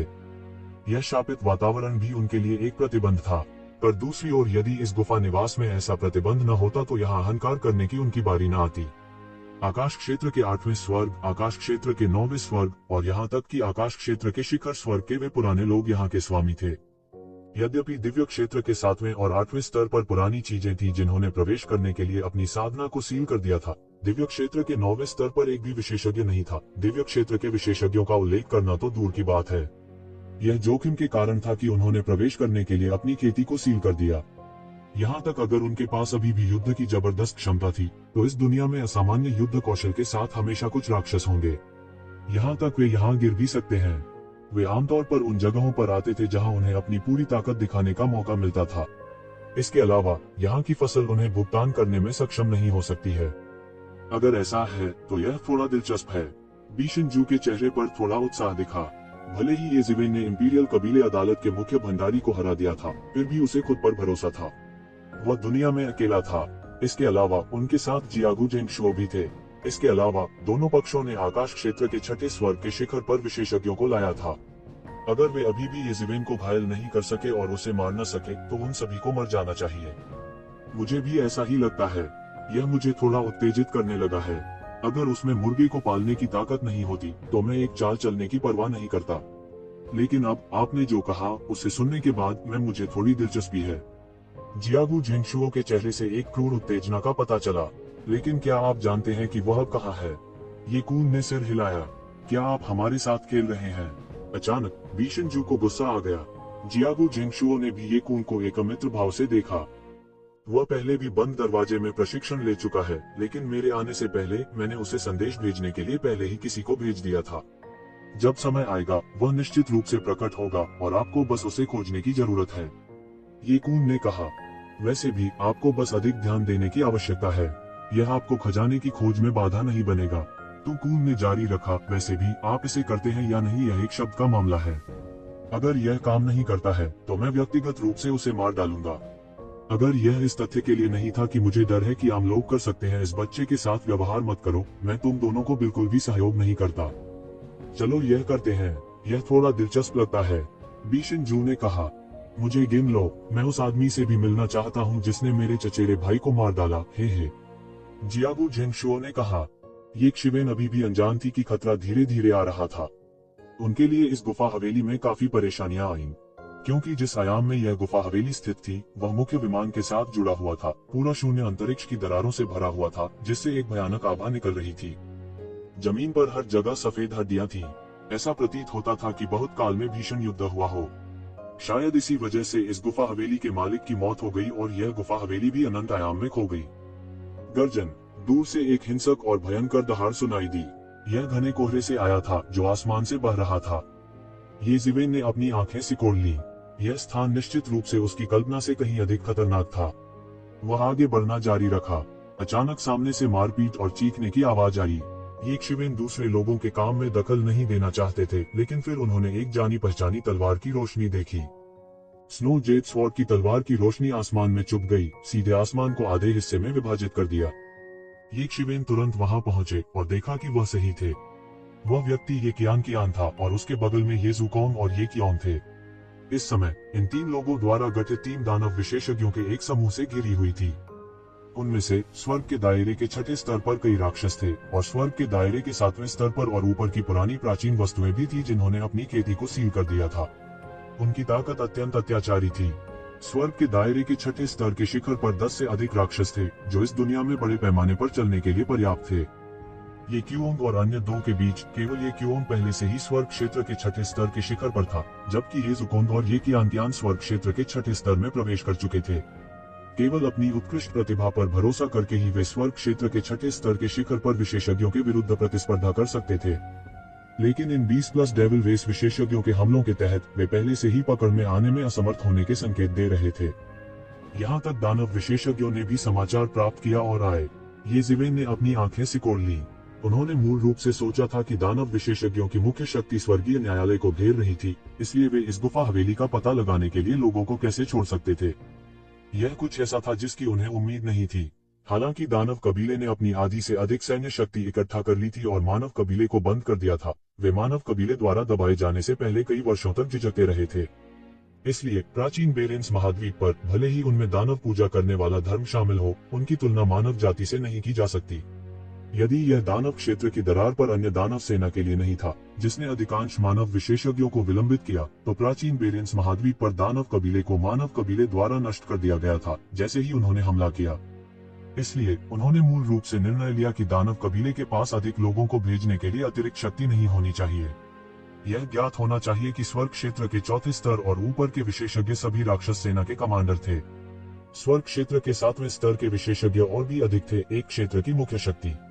उनके लिए कम लोगों को भेजना अर्थहीन था, और यदि वे अधिक लोगों को भेजते भी थे तो शायद उनके पास पर्याप्त जनशक्ति नहीं होती। हालांकि वर्तमान स्थिति ने उन्हें अपने फैसले में एक स्पष्ट गलती करने का कारण बना दिया था। येज़ेवेन ने बिना किसी झिझक के तुरंत एक चाल चली। 8 खजाने ब्रह्मांड देख शून्य में बड़ा और बड़ा होता गया। यह हवा के खिलाफ फैल गया और एक छोटे पहाड़ की तरह गिर गया। वे दैत्य चिल्ला उठे और मौके पर ही मांस की पेटियों में पटक दिए गए। कई राक्षस जो समय पर नहीं बच सके, उन्हें येज़ेवेन ने मौके पर ही मार डाला। येज़ेवेन, यह येज़ेवेन है। इस समय जब वे तीनों थोड़ी मुश्किल में थे, तभी उन्होंने येज़ेवेन को देखा। उनके लिए यह आशा देखने के समान था। येज़ेवेन के उनके साथ शामिल होने से उनकी युद्धक शक्ति अचानक बहुत बढ़ गई। जाओ, इस लानत इंसान को मार डालो। इस समय दैत्य कुल का मुखिया अत्यंत क्रोधित हुआ। वह सीधे दहाड़ा और येज़ेवेन की ओर दौड़ा। येज़ेवेन ने उपहास किया, मौत को प्रणाम। उसने सीधे एक हाथ से 8 खजानों के ब्रह्मांड कालड्रॉन के पैरों में से एक को पकड़ लिया। उसने मौके पर ही 8 खजानों के ब्रह्मांड देग को उठा लिया और सीधे उसे राक्षस कबीले के नेता की ओर धकेल दिया, जो भाग गया। येज़ेवेन की ताकत इतनी बड़ी थी कि एक आकस्मिक चाल बिजली की तरह तेज थी। एक पल में यह सीधे नीचे गिर गया और दानव कबीले के नेता की धुनाई कर दी। टकराना, दैत्य कुल का मुखिया मौके पर ही टूट गया। उसका पूरा शरीर तुरंत तोप के गोले की तरह फट गया। उसका पूरा शरीर अचानक शून्य में बिखर गया, एक भयानक शक्ति से पीड़ित जिसका विरोध करना मुश्किल था, जिससे वो मौके पर ही बिखर गया। उन तीनों ने येज़ेवेन को ऐसे देखा जैसे उन्होंने कोई भूत देखा हो। कुछ समय तक उसे न देखने के बाद उन्हें ये उम्मीद नहीं थी कि येज़ेवेन इतना मजबूत होगा। दिव्य क्षेत्र के 6ठे स्तर के शिखर पर एक राक्षस को उसके द्वारा मौके पर ही टुकड़ों में उड़ा दिया गया था।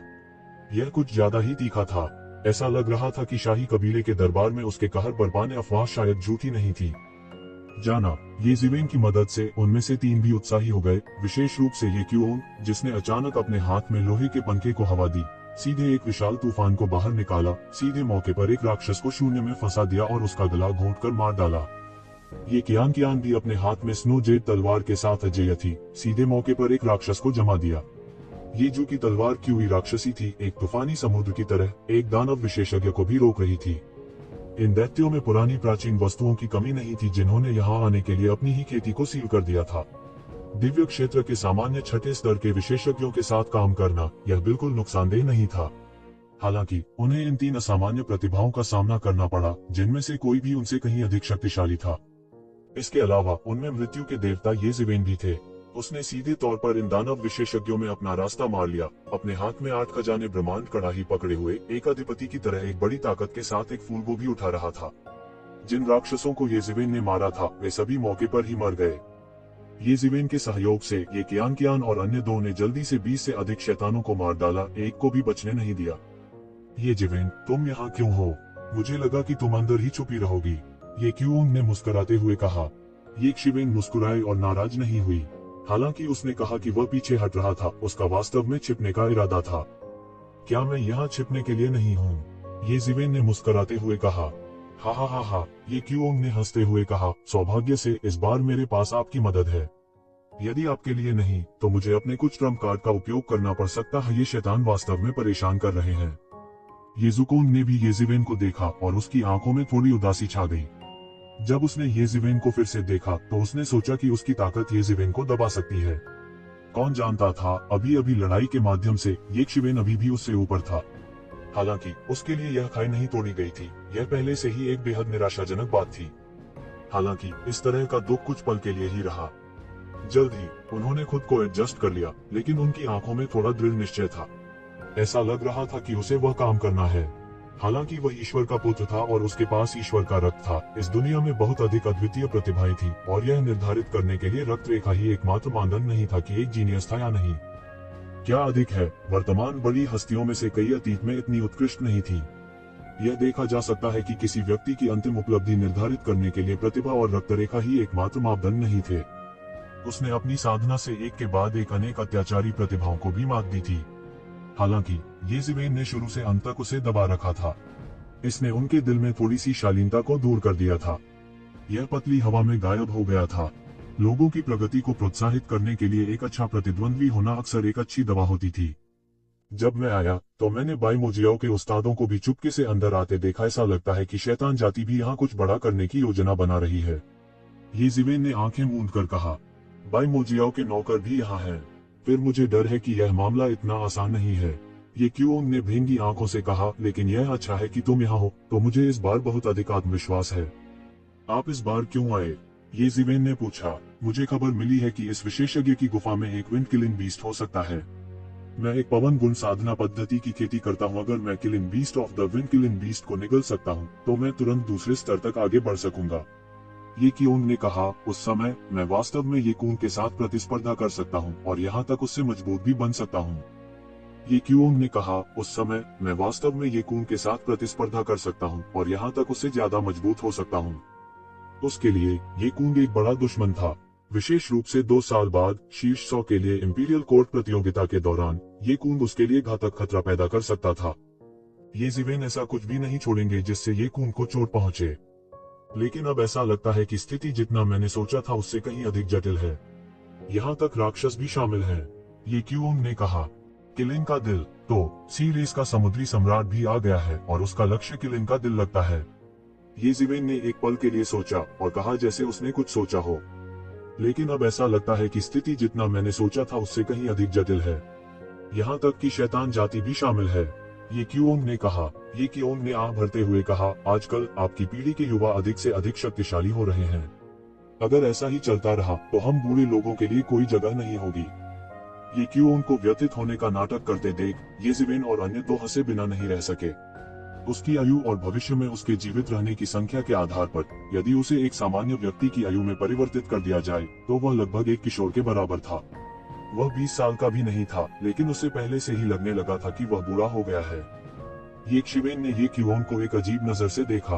वह नहीं जानता था कि ये परिवार के प्रसिद्ध 5 प्रभुओं का इतना प्यारा पक्ष था। हाँ, बूढ़ों को घर में आराम करना चाहिए।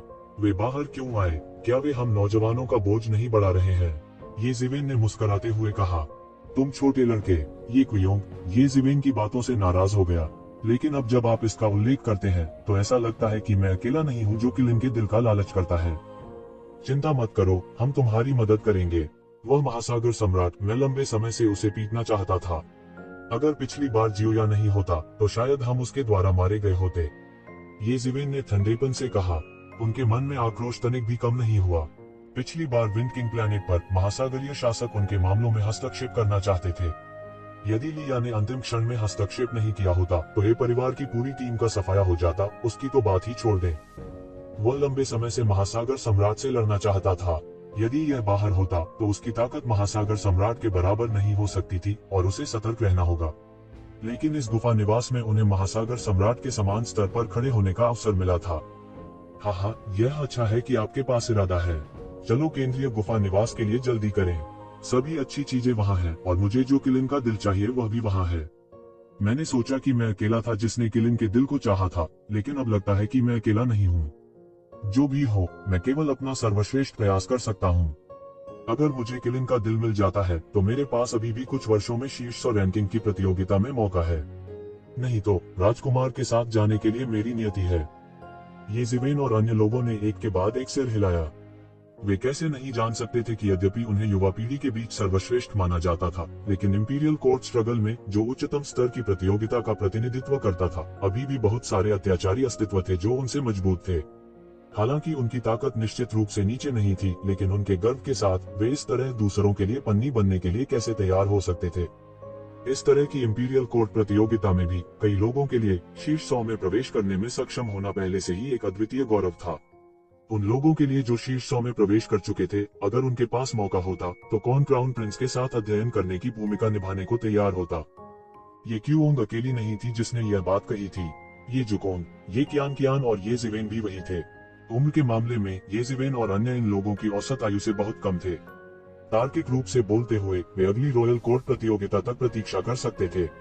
उस समय उनकी प्रतिभा के साथ यदि वे सभी के समान उम्र के होते तो वे निश्चित रूप से सबसे चमकदार लोग होते। उनके पास पहले होने का मौका भी हो सकता है, फिर भी वे किसी से हारने को तैयार नहीं थे। चूंकि उन चारों ने पहले से ही ये क्यूओन को किलिन का दिल प्राप्त करने में मदद करने का फैसला किया था, इसलिए कोई हिचकिचाहट नहीं थी। मौके पर ही वे तुरंत गुफा निवास की केंद्रीय दिशा की ओर दौड़ पड़े। हालांकि वे ज्यादा दूर नहीं गए। अचानक उन्होंने अपने सामने लाशों का एक मैदान देखा। उनके सामने जंगल में बड़ी संख्या में राक्षस और मानव विशेषज्ञ मृत पड़े थे।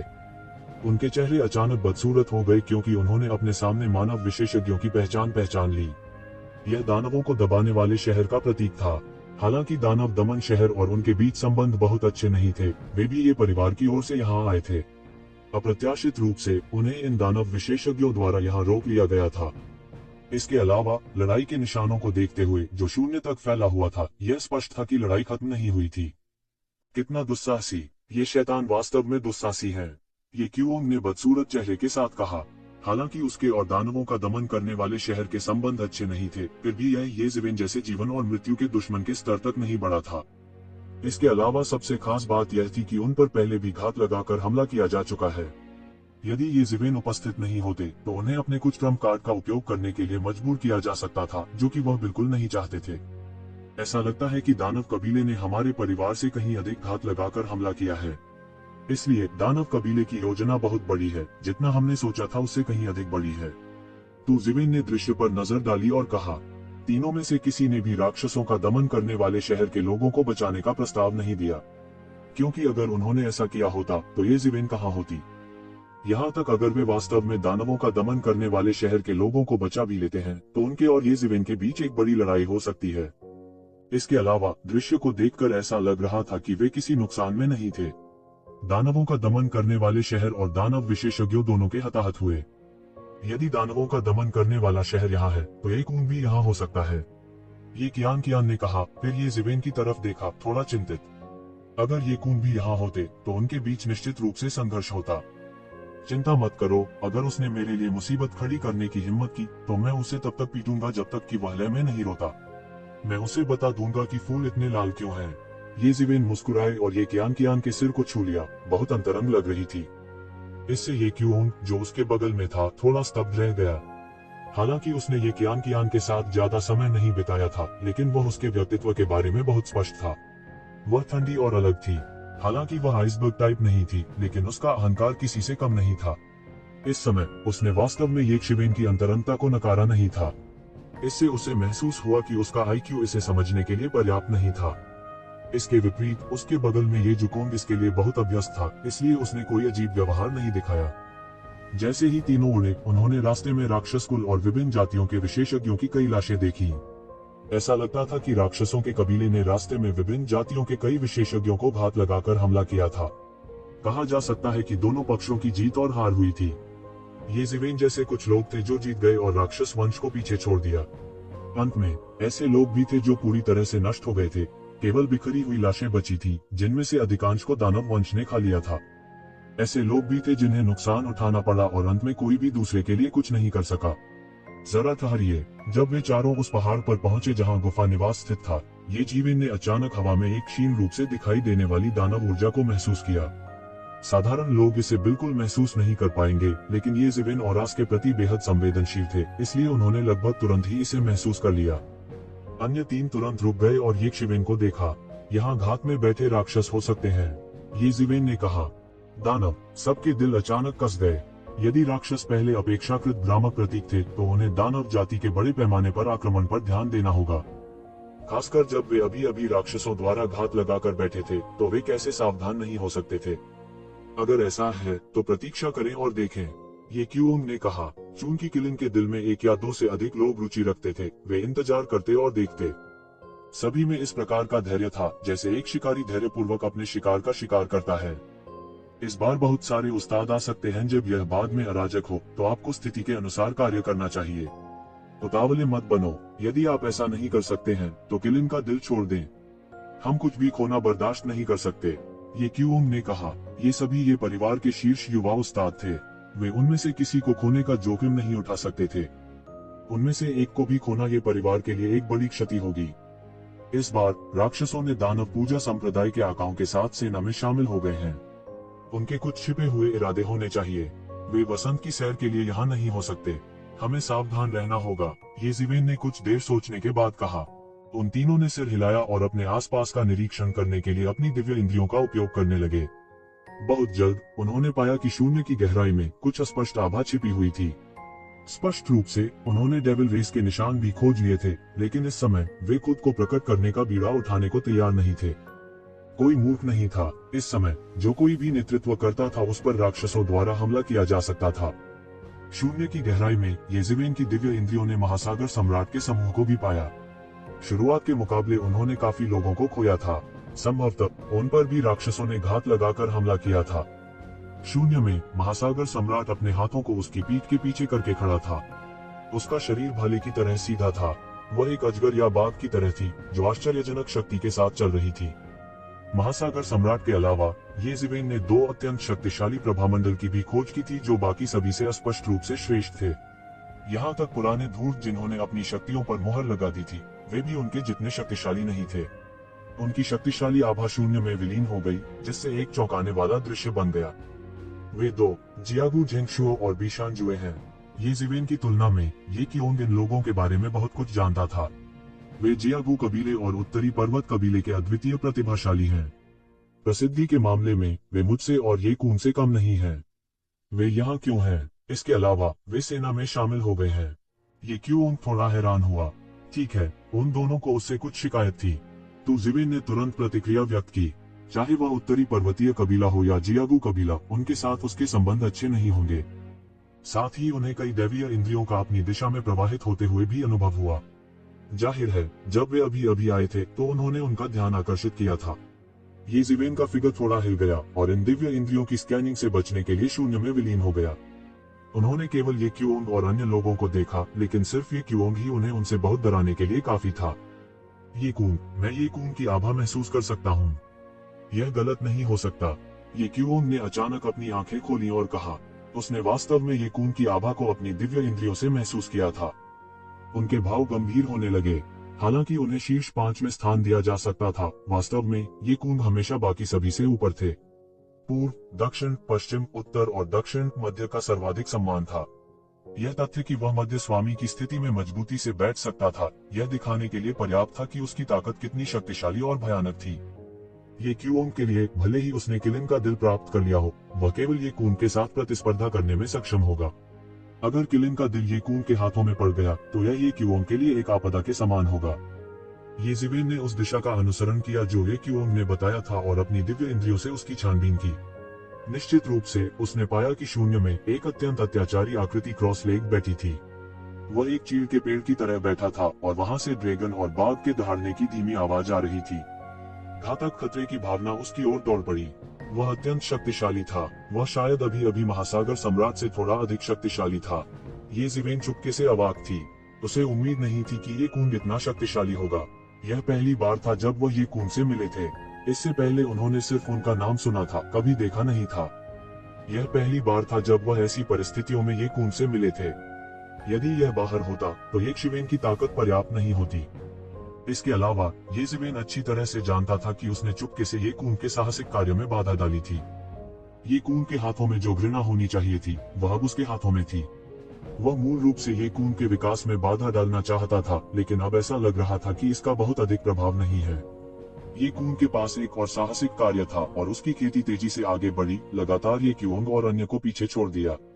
येज़ेबेल, येज़ुकोंग और अन्य उभरते सितारों का उल्लेख नहीं करना। उसकी तुलना में अभी भी एक बड़ा अंतर था। सौभाग्य से वे अभी भी इस गुफा आवास के विमान में थे। कुछ हद तक दोनों पक्ष एक ही प्रारंभिक रेखा पर खड़े थे। अगर बाहरी लोगों को पता होता कि येज़िवेन वास्तव में ये परिवार के प्रसिद्ध जोंग बातियन के खिलाफ साजिश रच रहे थे, तो वे शायद इस पर विश्वास नहीं करेंगे। शायद कुछ लोग यह भी सोचेंगे कि एक शिवेन खुद को बढ़ा चढ़ाकर आंक रही थी, लेकिन ये शिवेन के लिए कोई दूसरा रास्ता नहीं था। उसके और दानवों का दमन करने वाले शहर के बीच संघर्ष एक ऐसे बिंदु पर पहुंच गया था जहां या तो उनमें से एक मर रहा था या दूसरा। अगर वह एक दिन जंगल में मरना नहीं चाहता था, तो वह केवल मौत से लड़ सकता था। उनकी आभा पहले से अधिक मजबूत है। अगर हम कई सालों तक विरोधी नहीं होते, तो मेरे लिए उसके निशान का पता लगाना भी मुश्किल होता। ये क्यूओंग ने थोड़े ठंडे भाव के साथ कहा। किलिन के दिल के लिए उसकी इच्छा और भी मजबूत हो गई। अगर यह जारी रहा, तो उनके बीच की खाई शायद और चौड़ा किया जाएगा। हालांकि सबसे मजबूत व्यक्ति जरूरी नहीं कि ये परिवार के मुखिया के लिए लड़ाई में सिंहासन को जब्त करने में सक्षम हो, लेकिन इसमें कोई संदेह नहीं था कि अत्याचारी व्यक्ति को लड़ाई की प्रक्रिया में भी फायदा होगा। इन शीर्ष गुरुओं के अलावा येज़िवेन को कई पुरानी प्राचीन वस्तुएं भी मिली जिन्होंने प्रवेश करने के लिए अपनी खेती को सील कर दिया था। कुछ प्रमुख ताकतों के थे और कुछ अलग अलग काश्तकारों के बीच पुराने प्राचीन स्वामी थे। मानव कबीले, दानव कबीले, 100 कबीले गठबंधन और यहाँ तक समुद्री कबीले के लोग भी थे। हुश, शून्य में एक अदृश्य प्रकाश चमका, शून्य को काटता हुआ, और येज़िवेन के सामने एक संचार ताबीज के आकार में बदल गया। येज़िवेन ने सीधे संचार ताबीज को अपने शरीर में डुबोया और एक संदेश आया। यह कोई और नहीं बल्कि फ्रैंक क्यूई था। येज़िवेन, मुझे सटीक जानकारी मिली है कि यंत्र केंद्रीय विशेषज्ञ गुफा निवास में है। मैं पहले ही आ चुका हूँ, जल्दी आओ। येज़िवेन ने मन ही मन सोचा। ऐसा लग रहा था कि फ्रैंक क्यूई को अभी भी नहीं पता था कि वह आ गया है। ऐसा लग रहा था कि वह अभी तक बेनकाब नहीं हुआ था। उसके ज्यादा सोचने का इंतजार किए बिना शून्य में हवा अचानक अराजक हो गई। आकाश से शक्तिशाली ऊर्जा की लहरों ने हमला किया और आसपास की हवा लगभग तुरंत जम गई। इससे दम घुटने लगा था, जिससे लोगों को सांस लेना मुश्किल हो गया था। फिर इसे पागलपन से अंदर निचोड़ा गया। लगभग एक ही पल में येज़िवेन के शरीर में जेन युआन को खुद को बचाने के लिए स्वचालित रूप से प्रकट होने के लिए मजबूर होना पड़ा। ये क्यूओंग और अन्य भी स्वचालित रूप से गैंग क्यूई के साथ खुद को बचाने के लिए प्रकट हुए। तभी विशाल गुफा निवास से शेर या हाथी जैसी गर्जना सुनाई दी। फिर एक छोटे से पहाड़ की तरह एक विशाल राक्षस एक पल में दिखाई दिया और एक भयानक आभा सभी के शरीर पर दब गई। एक अत्यंत भयावह भयंकर जानवर ने हवा में अपनी आकृति प्रकट की। यह एक किलिन था, जिसका सिर एक अजगर की तरह था। उसके सिर पर सींगों का एक जोड़ा था और एक शरीर सियान तराजू से ढका हुआ था। इसमें हिरण का शरीर और अजगर की पूंछ थी। एक गगनभेदी गर्जना ने दुनिया को हिलाकर रख दिया। भयानक ध्वनि तरंगे तुरंत सभी दिशाओं में बह गईं। कुछ कमजोर योद्धाओं को क्यूई लहरों द्वारा उनके छिपने के स्थानों से बाहर कर दिया गया और उन्हें मौके पर ही उड़ा दिया गया। यह यहाँ है, जानकारी सही है। वास्तव में एक किलिन है, और यह एक किलिन जानवर नहीं है, बल्कि एक असली किलिन है। ये क्यूओंग की आंखों में चमक आ गई जब उसने अपने सामने किलिन को देखा। यहाँ तक येज़िवेन और अन्य लोग भी इसे एकटक देख रहे थे। यह किलिन उपप्रजाति नहीं थी, बल्कि शुद्ध खून वाला किलिन था। जब उन्होंने इसे देखा तो हर कोई मदद नहीं कर सकता था, लेकिन ठंडी हवा का एक निवाला चूस रहा था। सुदूर अतीत में किलिन ने दुनिया पर शासन करने के अधिकार के लिए एक बार ड्रैगन कबीले और फीनिक्स कबीले के साथ लड़ाई लड़ी थी। बाद में पौराणिक युग में भी यह कहा गया कि किलिन देवताओं का पर्वत था। केवल देवता ही एक शक्तिशाली किलिन को अपने पर्वत के रूप में वश में कर सकते थे, और इस गुफा निवास के मालिक ने वास्तव में अपने गुफा निवास की रक्षा के लिए एक किलिन को वश में कर लिया था। कोई कल्पना कर सकता है कि मालिक जब जीवित था तब वह कितना शक्तिशाली था। इंसानों से अलग किलिन जानवर लंबे समय तक जीवित रहने वाली पौराणिक नस्ल थे। 10,000 से अधिक वर्षों तक जीवित रहना केवल एक बुनियादी नियम था, और उनके पास हमेशा के लिए जीने के कुछ विशेष तरीके भी थे। कोई नहीं जानता था कि यह गुफा निवास कितने वर्षों तक अंतहीन आयाम में रहा, लेकिन यह किलिन अभी भी जीवित था। अनगिनत आंखें तुरंत इस किलिन को घूरने लगी, लेकिन किसी ने भी जल्दबाजी करने की हिम्मत नहीं की, क्योंकि इस किलिन की ताकत वास्तव में भयानक थी। ताकत के मामले में यह शायद दिव्य क्षेत्र के 9वें स्वर्ग के शिखर पर पहुंच गया था, और दिव्य क्षेत्र से केवल आधा कदम दूर था। जो लोग अपनी पूरी ताकत का प्रदर्शन नहीं कर सकते थे, उनकी तुलना में इसमें कोई संदेह नहीं था कि यह कई गुना अधिक अत्याचारी था। येज़िवेन ने चारों ओर देखा। अगर फ्रैंक क्यूई पहले ही यहाँ आ चुके थे, तो क्या इसका मतलब यह नहीं था कि जियानेटियन एलायंस के स्वामी भी आ गए थे? येज़िवेन सतर्क रहने के अलावा और कुछ नहीं कर सकते थे। उसके लिए जियानेटियन एलायंस के ये स्वामी छाया में छिपे जहरीले सांपों की तरह थे और किसी भी समय उसे काटने के लिए बाहर आ सकते थे। हालांकि अपने डिवाइन टेलीकाइनेसिस के साथ क्षेत्र को स्कैन करने के बाद वह अभी भी जियानेटियन एलायंस से कोई विशेषज्ञ नहीं खोज सका।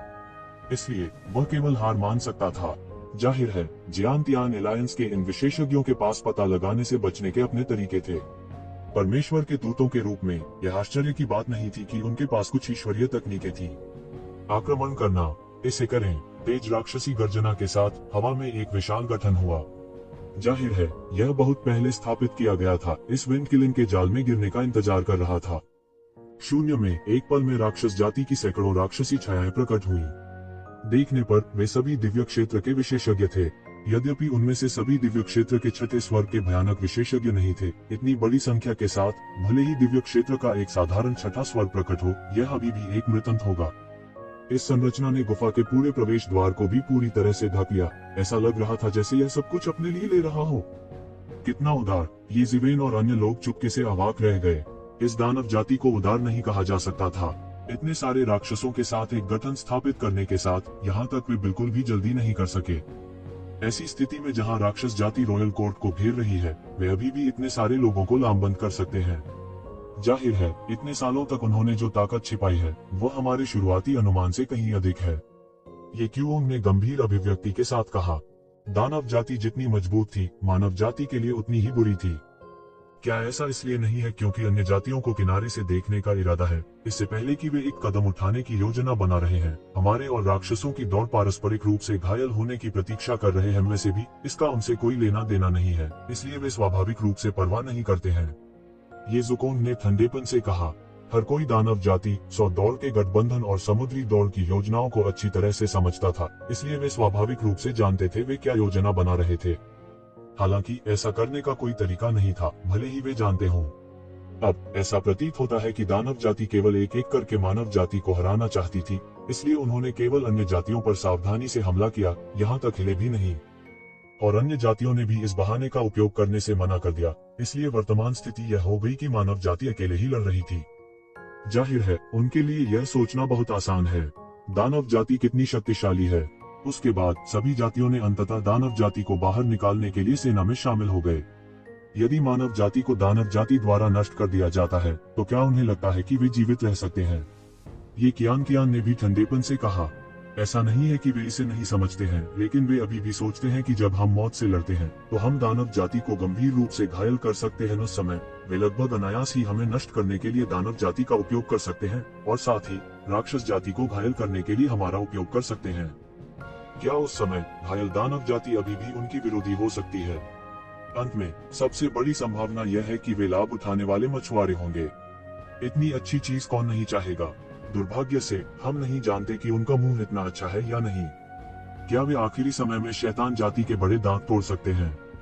ये जिवेन ने कहा। अब जबकि दानव जाति का आक्रमण आसन था और अराजकता शुरू होने वाली थी, प्राचीन बेरेंस महाद्वीप पर विभिन्न नस्लें अभी भी एक दूसरे के खिलाफ साजिश रच रही थी और साजिश रच रही थी। यहाँ तक कि मानव जाति के भीतर भी अभी भी बहुत आंतरिक कलह थी। यह मानव जाति की गहरी जड़ वाली प्रकृति नहीं थी, बल्कि सभी बुद्धिमान प्राणियों की गहरी जड़ वाली प्रकृति थी। जब तक ज्ञान था वे अनिवार्य रूप से अपने लिए योजना बनाएंगे, यह सिर्फ एक सहज प्रवृत्ति थी। गर्जन, ऐसा लग रहा था कि यह विंड किलिंग डेविल रेस से नाराज है। इसने अपना खूनी मुंह खोला और हवा का एक बड़ा ब्लेड उगल दिया। खालीपन भी पल भर में खुल गया। यह बेहद भयानक था। एक पल में यह अराजकता में गायब हो गया, फिर यह एक पल में फिर से प्रकट हुआ, सीधे डेविल रेस से दिव्य क्षेत्र के 5वें स्वर्ग के एक विशेषज्ञ के सामने विस्फोट कर रहा था। दानव जाति के 5वें स्वर्गीय स्तर के स्वर्ग क्षेत्र के विशेषज्ञ ने एक शोकाकुल चीख निकाली। उसका पूरा शरीर मौके पर ही हवा के झोंके से आधा कट गया था। आकाश में दानव रक्त बिखरा हुआ था। हर कोई सावधान रहे, इस विंड किलिंग के ज्यादा पास न जाएं। इस समय शून्य में एक अत्याचारी आकृति प्रकट हुई। यह एक महान दानव था और उसकी आभा अतुलनीय रूप से अत्याचारी थी। उसके चेहरे पर एक दबंग आभा थी और उसकी पीठ पर मांसल पंखों का एक जोड़ा लगातार फड़फड़ा रहा था। उसके चारों ओर का शून्य उसकी हरकतों के साथ साथ लगातार मुड़ रहा था और मुड़ रहा था। जब सभी शैतानों ने इस महान दानव को देखा तो वे अपने सिर नीचे किए बिना नहीं रह सके। यह महान दानव जाति का महामहिम था और इस बार शैतान जाति की टीम का प्रभारी व्यक्ति भी था। इस विंड किलिंग के आश्चर्यजनक हमले के बाद इन शैतानों ने विंड किलिंग के चारों ओर अपना घेरा मजबूत कर लिया। गठन छोटा और छोटा होता गया, लेकिन इसकी शक्ति मजबूत और मजबूत होती गई। यह पवन किलिंग लगातार भाग रही थी और मार रही थी। यह अतुलनीय रूप से भयानक था। यह पवन किलिंग की खेती 9वें स्वर्गीय स्तर के स्वर्ग क्षेत्र की ओर बढ़ रही थी। जाहिर है यह एक वयस्क शुद्ध खून वाला किलिन था, न कि साधारण खून वाला किलिन जानवर। 9वें स्वर्गीय स्तर के स्वर्ग क्षेत्र के विशेषज्ञों के बीच भी इस किलिन जानवर से निपटने के लिए एक अत्यंत कठिन अस्तित्व था। 9वें स्वर्गीय स्तर के स्वर्ग क्षेत्र के सामान्य विशेषज्ञ इसके लिए एक मेल नहीं होंगे और यह विभिन्न जातियों के स्वर्ग के गौरव की महिमा के बराबर था। इसके अलावा इस गुफा हवेली में ऐसे वातावरण में यहाँ तक उन पुरानी प्राचीन वस्तुओं को भी प्रवेश करने के लिए अपनी खुद की खेती को सील करना होगा। यहाँ तक अगर वे अपनी खेती जारी करते हैं तो वे इस विंड किलिन का मुकाबला नहीं कर पाएंगे। इसमें कोई संदेह नहीं था, क्योंकि दोनों पक्षों के बीच ताकत का अंतर बहुत अधिक था, या शायद दोनों पक्ष एक ही स्तर के विरोधी नहीं थे। सौभाग्य से इन डेविलों ने अपनी ताकत का विस्तार करने के लिए एक फॉर्मेशन का उपयोग किया था और विंड किलिन को फंसा लिया था।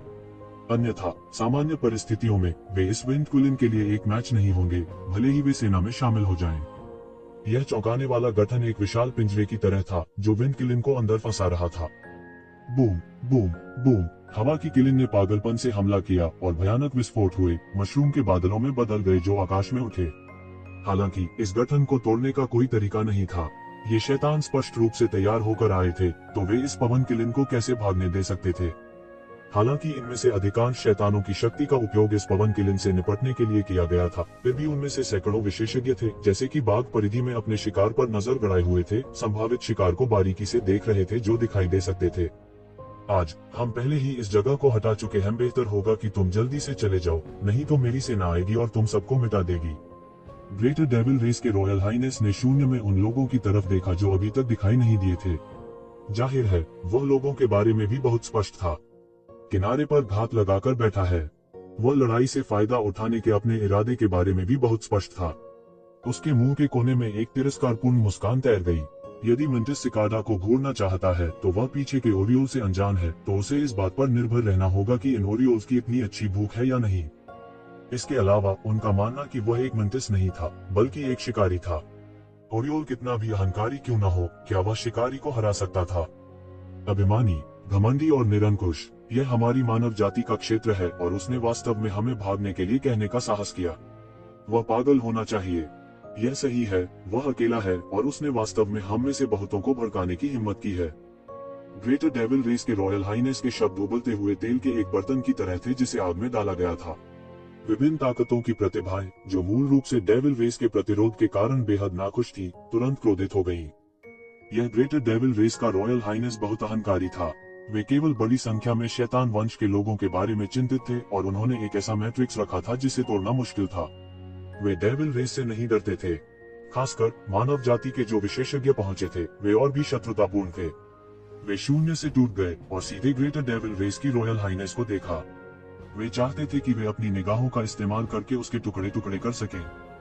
द ग्रेटर डेविल रेस की रॉयल हाइनेस इन निगाहों के सामने केवल तिरस्कारपूर्वक मुस्कुराए। यह एक बिजली घर का पूर्ण विश्वास था। ये लोग उसका कुछ नहीं कर सकते थे। डेविल रेस के सैकड़ों विशेषज्ञों की तो बात ही छोड़िए। तो कौन गुस्ताखी करने की हिम्मत करेगा? हर कोई नफरत से दांत पीस रहा था, लेकिन किसी ने आगे बढ़ने की हिम्मत नहीं की। वे इस ग्रेटर डेविल रेस के रॉयल हाइनेस से नहीं डरते थे। कुछ शीर्ष विशेषज्ञ 10,000 की सेना के बीच में जाने का साहस भी करेंगे। हालांकि वे बाहर खड़े नहीं होना चाहते थे। हर कोई उस चिड़िया को मारने का सिद्धांत समझ गया जो बाहर खड़ी है। वे इस बारे में बहुत स्पष्ट भी थे। अचानक प्रकाश की एक अदृश्य किरण एक शिवेन के हाथ में आ गिरी। यह दैवीय तकनीक का उपयोग करके फैंग क्यूई द्वारा भेजा गया एक और संदेश था। मैं पहले ही गुफा निवास में प्रवेश कर चुका हूँ। जियानेटियन एलायंस के लोग पहले ही आ चुके हैं। आपको जल्दी करना चाहिए और अंदर आना चाहिए। ये जिवेन ने ये क्यूओंग और उसके बगल में अन्य लोगों को देखा। ऐसा लग रहा था कि उन्हें अंदर घुसने का रास्ता खोजना होगा। एक दिव्य दूत के रूप में उनकी पहचान उजागर नहीं होनी चाहिए। हालांकि उन्हें अंदर घुसना पड़ा। शायद यह थोड़ा मुश्किल होगा। भले ही शैतान जाति ने एक मैट्रिक्स के साथ प्रवेश द्वार को सील कर दिया हो, वह चिंतित नहीं था। उसके सामने हजारों सैनिक होने पर भी वह अभी भी भागने का साहस करेगा। हाँ, यहाँ बहुत सारे लोग हैं। मुझे यह मत बताओ कि कोई भी डेविल रेस के टाइगर बर्ड को छूने की हिम्मत नहीं करता। इस समय एक शक्तिशाली ध्वनि तरंग आकाश में ज्वार की लहर की तरह बहती है। फिर एक शक्तिशाली आकृति आकाश से उतरी। यह अपने 30वें दशक में एक आदमी था। वह असाधारण लग रहा था। वह एक सफेद वस्त्र पहने हुए था और आकाश में सफेद लहरें दिखाई दे रही थी। वह बहुत शक्तिशाली दिख रहा था और उसके चेहरे पर तिरस्कारपूर्ण मुस्कान थी। जैसे ही यह आदमी दिखाई दिया, शून्य में मौजूद लोगों में अचानक हड़कंप मच गया। मदरफिकर उनका फिर उपहास उड़ाया जा रहा था। क्या यह आदमी एक किताब था? जल्द ही शैतान जाति के एक तेज तर्रार विशेषज्ञ ने इस आदमी को पहचान लिया। वह याओ का राजकुमार है। वह यहाँ क्यों है? लेकिन यह संभव है। वह खुद को एक इंसान के रूप में बदलना और मानव क्षेत्र में घूमना पसंद करता है। यह आश्चर्य की बात नहीं है कि वह यहाँ है। ओह, यह वह है। ये क्यों दंग रह गया और फिर एहसास की नजर से बोला, क्यों, क्या तुम उसे जानते हो? तू जिवेन ने पूछा। एक प्रकार का। मैंने सुना है कि शैतान जाति में एक ऐसी प्रतिभा है। अपने पदार्पण के बाद से वह खुद को एक इंसान के रूप में प्रदर्शन करना और मानव क्षेत्र में घूमना पसंद करता है। वह कई प्रतिभाओं और हमारे विशेषज्ञों को चुनौती देने के लिए भी दिखाई दिया है। जाति। इसके अलावा वह शैतान जाति के 10 महान दानव राजाओं में से एक राजकुमार है। यह कहा जा सकता है कि वह बहुत महान है, ये क्वियोंग ने कहा। ये जिवेन समझ गई। शैतान जाति और मानव जाति के बीच एक बड़ा अंतर था। शैतान जाति के सच्चे शासक 10 महान दानव राजा और 72 दानव मार्शल थे। उनमें से प्रत्येक एक पृथ्वी बिखरने वाला बिजलीघर था। वह एक सर्वोच्च विशेषज्ञ, संपूर्ण दानव जाति का स्तंभ भी था। याओ जाओ, मेरे कारोबार में दखल देने की तुम्हारी हिम्मत कैसे हुई? मुझे लगता है कि तुम जीने से थक गए होंगे। द ग्रेट डेमन क्लान के रॉयल हाइनेस ने याओ जाओ को ठंड से देखा और कहा, मैं आपके व्यवसाय में हस्तक्षेप क्यों नहीं कर सकता? इसके अलावा यह अब केवल आपका व्यवसाय नहीं है। याओ जाओ ने उदासीनता से कहा। इस समय येशिवेन को फ्रैंकी से एक नया संदेश मिला। कोई दूसरा शब्द नहीं था, केवल 2 शब्द थे। जल्दी आओ। इन 2 शब्दों से येशिवेन फैंग क्यूई की तात्कालिकता को महसूस कर सकती थी। उसने इतनी परवाह नहीं की और सीधे ये क्यूओंग से कहा, वरिष्ठ भाई, मुझे तुरंत अंदर जाना चाहिए। मेरे बाहर आने की प्रतीक्षा करो, फिर मैं इस पवन किरण को मारने में तुम्हारी मदद करूंगा। ये क्वियोंग ने येशिवेन को आश्चर्य से देखा। वह नहीं जानता था कि येशिवेन क्या करना चाहता था, लेकिन वह यह भी जानता था कि येशिवेन एक लापरवाह व्यक्ति नहीं था। इस समय कोई कारण होना चाहिए। ये क्वियोंग ने सिर हिलाया। वैसे भी उसका येशिवेन को शामिल होने देने का कोई इरादा नहीं था। उसके कुछ कहने का इंतजार किए बिना येशिवेन पहले ही प्रकाश की किरण में बदल गई थी और सीधे बिजलीघर के गुफा निवास में चली गई। गुफा का प्रवेश द्वार पहले से ही एक शक्तिशाली गठन से लिपटा हुआ था और येशिवेन एक विशाल उल्कापिंड की तरह था, जो राक्षसी ऊर्जा की अंतहीन लहरों को दूर करते हुए संरचना में भयंकर रूप से टूट रहा था। मौत को प्रणाम। महान दानव कबीले के शाही महारानी अचानक क्रोधित हो गए। इस व्यक्ति ने उस समय का फायदा उठाने का साहस किया जब वह गठन पर हमला करने की बात कर रहा था। उसके लिए यह केवल एक उत्तेजना थी। येशिवेन तोप के गोले की तरह थी। वह सीधे इस विशाल मैट्रिक्स में घुस गया और अंदर घुस गया। उसके पीछे एक राक्षसी हाथ ने उसे सीधे पकड़ लिया। यह सीधे येशिवेन के सिर की ओर जा लगा। येशिवेन सीधे मुड़े और अपनी तलवार को बैकहैंड कर दिया। एक विशाल तलवार ने सीधे शून्य को काट दिया। एक जोरदार धमाके के साथ विस्फोट हुआ।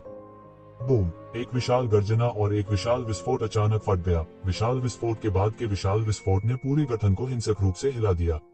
आकाशीय क्षेत्र के 6ठे स्तर के शिखर पर 2 विशेषज्ञों की शक्ति बढ़ गई। शक्ति अकल्पनीय थी।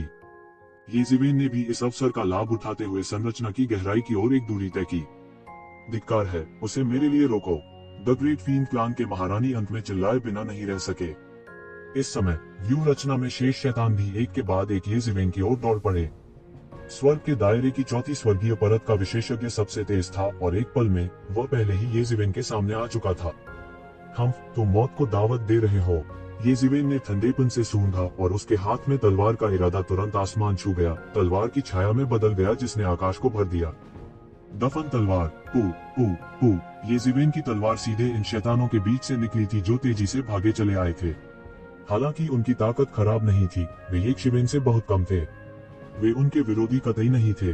वे सीधे उसके द्वारा मौके पर ही मारे गए और उनके शरीर शून्य में मौके पर ही फट गए। ये लोग येशिवेन के कदमों की आहट को भी नहीं रोक सके। बूम!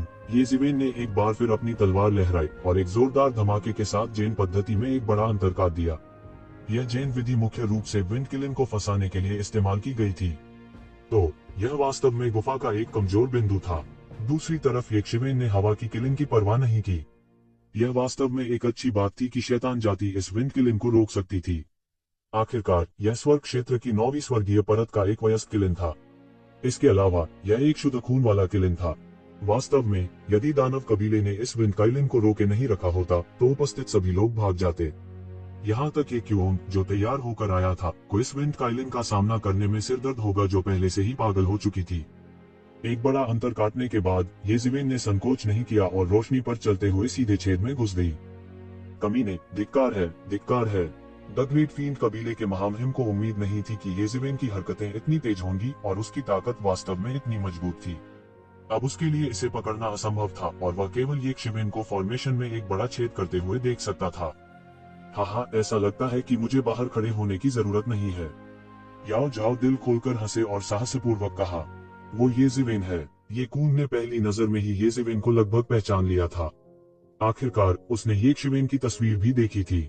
इसके अलावा येज़ेबेल एक ऐसा चरित्र था जिससे वह काफी डरता था। वह कैसे नहीं डर सकता था। उसने तुरंत ही येज़ेबेल को लगभग पहचान लिया। वह येज़ेबेल है। दूर से जियागू जिंगशुओ ने गायब होती आकृति को देखा और कहा, हाँ वो ही है, मैं उससे गलती नहीं करूंगा। ये कून ने कहा, तो फिर तुम किसका इंतजार कर रहे हो? जल्दी करो और इस बच्चे को मार डालो, बीशन जू ने ठंडेपन से कहा। जैसा कि उन्होंने कहा, बीशन जू ने पहले ही हमले का नेतृत्व कर लिया था। वह मौके पर प्रकाश की एक धारा में बदल गया और छेद में ये क्वन की गायब हुई आकृति का पीछा किया। जियागू जिंगशुओ ने केवल थोड़ी देर प्रतीक्षा की और जियागू कबीले के विशेषज्ञों के साथ भी पहुंचे। ये कून ने भागते हुए दोनों की आकृतियों को देखा और फिर विंड किलिन को देखा। वह फिर भी नहीं हिला। वह पवन किलिन प्राप्त करने के लिए भी दृढ़ संकल्पित था। इसका कारण यह नहीं था कि वह किलिन के दिल को इतना चाहता था। एकमात्र कारण यह था कि उसने ये क्यों का दिल एक निश्चित चैनल से प्राप्त किया था। अब उसे सुधरने के लिए किलिन के दिल की जरूरत थी। वो और ये क्यों कई सालों से जमकर लड़ रहे थे, लेकिन वो कभी भी ये क्यों को हिला नहीं पाए थे। हालांकि अगर वो किलिन का दिल छीन सकता है तो एक ओन कभी भी उसके साथ नहीं रह पाएगा। एक आकस्मिक मुठभेड़ कोई बड़ी बात नहीं हो सकती है, लेकिन ये क्यों के भाग्य में रुकावट के परिणाम गंभीर होंगे। ये कौन फिर कभी उसके साथ नहीं हो पाएगा। दोनों पक्ष इतने वर्षों से उलझे हुए थे और इसे समाप्त करने का समय आ गया था। वह नहीं चाहते थे कि इस तरह की प्रतियोगिता अगले 100 वर्षों तक या अगले कुछ 100 वर्षों तक भी जारी रहे। येज़ेबेल ने मोर्चा संभाल लिया था, लिहाजा उनके पीछे विशेषज्ञ भी इसे ज्यादा देर तक बर्दाश्त नहीं कर सके। हर कोई इस पवन किरण के लिए नहीं आया था। दूसरे शब्दों में, हर कोई इस भयानक अपशकुन जानवर को नहीं संभाल सकता था। वे इस बिजलीघर के गुफा निवास की छिपी हुई गहराइयों के लिए आए थे। पहले किसी ने प्रवेश नहीं किया था, इसलिए वे जल्दी में नहीं थे। अब जब उन्होंने येज़ेबेल को सबसे पहले भागते हुए देखा तो वे चिंतित कैसे नहीं हो सकते थे। जियागू जिंगशुओ और बीशान जू के अलावा याओ जाओ, जो हमले का खामियाजा भुगत रहे थे, सीधे अंदर पहुंचे। फिर महासागर सम्राट और कुछ छिपी हुई पुरानी प्राचीन वस्तुएं भी दौड़ी। डेविल्स जो हमले को रोकने के प्रभारी थे, वे इन शीर्ष विशेषज्ञों के हमले को रोक नहीं सके। एक विशाल शैतान सेना किसी भी परिवार के लिए घातक खतरा थी, लेकिन जब इन लोगों ने हमला करने के लिए हाथ मिलाया तो शैतानों का खतरा नगण्य था। लानत है, धिक्कार है। इस समय महान दानव कबीले के महामहिम बेहद गुस्से में थे, लेकिन इन विशेषज्ञों को रोकने का कोई उपाय नहीं था। वह उनमें से एक या दो को रोक सकता था, लेकिन उन सभी को रोकने का कोई उपाय नहीं था। वह केवल बेबसी से देख सकता था क्योंकि वे अकड़ गए थे। मूल रूप से उसने सभी को डराने की योजना बनाई ताकि वह विशेषज्ञों के लाभों पर एकाधिकार कर सके। कौन जानता था कि यह उस बगवा द्वारा शुरू से ही बर्बाद कर दिया जाएगा। मूल रूप से जब राक्षसी हमला हुआ तो वह बहुत चिंतित नहीं था। जब तक शैतानी हमले को रोका जाता तब तक दूसरे लोग उतावलेपन से काम नहीं लेते। कौन जानता था कि मानव बगवा अचानक एक चाल चली जाएगी। वह बिल्कुल भी तैयार नहीं था और पूरी संरचना में छेद कर दिया गया था। इससे उनकी कमजोरी का पता चला और फिर उन लोगों ने इसका फायदा उठाकर हमला कर दिया। उसने घृणा में अपने दांत पीस लिए और उस आदमी को मारना चाहता था। इस समय वह इतनी परवाह नहीं कर सकता था और सीधे कुछ विशेषज्ञों के साथ बिजली घर की गुफा में घुस गया। जहां तक किलिन में फंसे होने की बात है तो वह फिलहाल इसकी परवाह नहीं कर सकता था। वैसे भी उनका मानना कि कोई भी इस गठन को छूने की हिम्मत नहीं करेगा। एक बार विंड किलिन जारी हो जाने के बाद यह वास्तव में एक आपदा हो सकती है। यह उल्लेख नहीं है कि उसके पीछे के लोग एक के बाद एक पकड़े गए थे। येज़ेबेल सीधे बिजली घर की गुफा में घुस गई। जैसे ही उसने प्रवेश किया उसे अचानक लगा कि यह आंख खोलने वाला है। इस गुफा की शैली भी प्राचीन थी, लेकिन इसमें ढेर सारी सारणियों का मिश्रण था। प्रत्येक सरणी ने आसपास की आध्यात्मिक ऊर्जा को अवशोषित कर लिया। शायद यह इसलिए था क्योंकि बहुत से लोग यहाँ खेती करने नहीं आते थे, लेकिन अंदर की आध्यात्मिक ऊर्जा भी असामान्य रूप से समृद्ध थी। पूरी गुफा बेहद विशाल थी। यह एक विशाल चक्रव्यूह की तरह था जो सभी दिशाओं में फैला हुआ था। हालांकि ये शिवेन के लिए यह कोई समस्या नहीं थी। उसकी आकृति बिजली के बोल्ट की तरह थी और सीधे मौके पर एक गुप्त कमरे में चली गई। रक्षात्मक गठन को तोड़ने के बाद केवल एक अत्यंत विस्तृत क्षेत्र पर कब्जा करते हुए स्पिरिट क्रिस्टल खनिज शिरा में संघनित स्पिरिट क्रिस्टल के पहाड़ को देखने के लिए यह गुप्त कमरा भी एक आयामी स्थान में तब्दील हो गया था। यह बाहर से बहुत बड़ा नहीं दिखता था, लेकिन वास्तव में यह बहुत विस्तृत और असीमित था।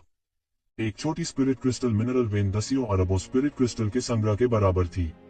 कोई कल्पना कर सकता है कि यह क्षेत्र कितना विस्तृत था। इसके अलावा जमीन में उन स्पिरिट क्रिस्टल मिनरल वेन्स के विपरीत, जो किसी अन्य जंगली बात के साथ मिश्रित थे, यह शुद्ध स्पिरिट क्रिस्टल था। कई वर्षों के बाद स्पिरिट क्रिस्टल एक स्पिरिट क्रिस्टल मिनरल वेन बनाने के लिए स्वचालित रूप से एक साथ चिपके हो सकते हैं, या इसे गुफा के मूल मालिक द्वारा बलपूर्वक एक साथ एकीकृत किया गया हो सकता है। तो जिवेन ने चारों ओर देखा और वास्तव में सैकड़ों छोटे स्पिरिट क्रिस्टल खनिज नसें थी, जो कुल मिलाकर खरबों स्पिरिट क्रिस्टल थी। ये शिवेन के चेहरे पर अचानक एक खुशी का भाव दिखाई दिया। अरबों स्पिरिट क्रिस्टल उसे रातों रात पूरी तरह से अमीर बनाने के लिए पर्याप्त थे।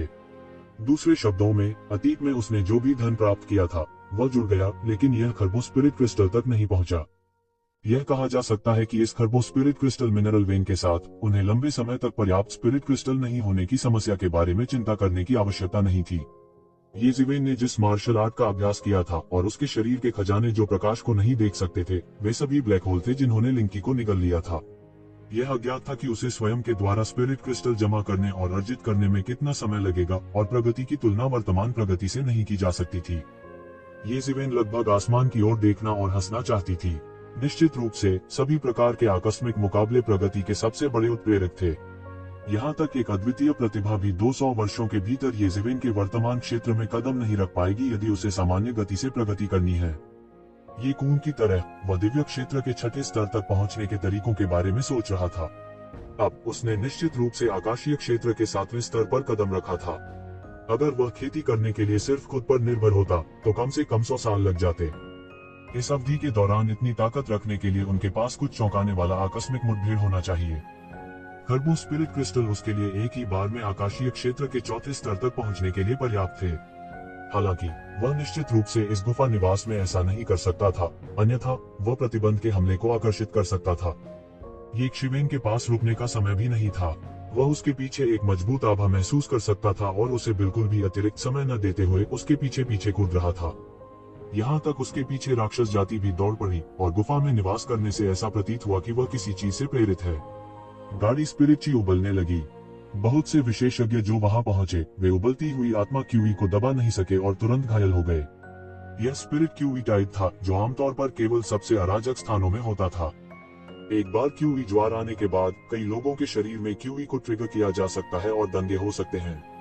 कुछ तीव्र क्यूई ज्वार आकाशीय क्षेत्र के विशेषज्ञों को भी डुबो सकते हैं। भले ही यह एक दिव्य क्षेत्र का अस्तित्व था, स्वर्ग की शक्ति का सामना करते समय वे दूसरों की तुलना में अधिक मजबूत नहीं थे। ज्यादा फर्क नहीं था। ये जिवेन के शरीर में एक सील शब्द प्रकट हुआ जिसने उबलती हुई ची को तुरंत दबा दिया। वह बिल्कुल भी प्रभावित नहीं हुआ और तुरंत गुफा आवास की सबसे गहरी गुफा में चला गया। उसने कुछ गुफा आवासों को तोड़ा और पाया कि कमरा जितना गहरा था उसमें उतनी ही अच्छी चीजें थीं। सबसे बाहरी कमरे में केवल कुछ बिखरे हुए स्पिरिट क्रिस्टल थे, लगभग 1 लाख या तो।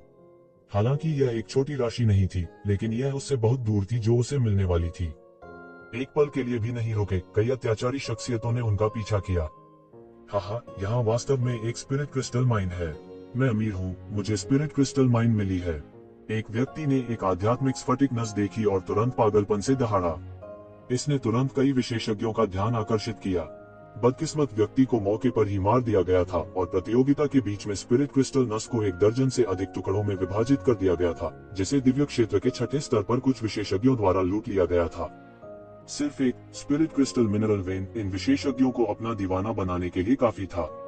कोई भी कल्पना कर सकता है कि ये जिवेन ने सैकड़ों छोटी स्पिरिट क्रिस्टल मिनरल वेन्स कितनी बड़ी दौलत ले ली थी।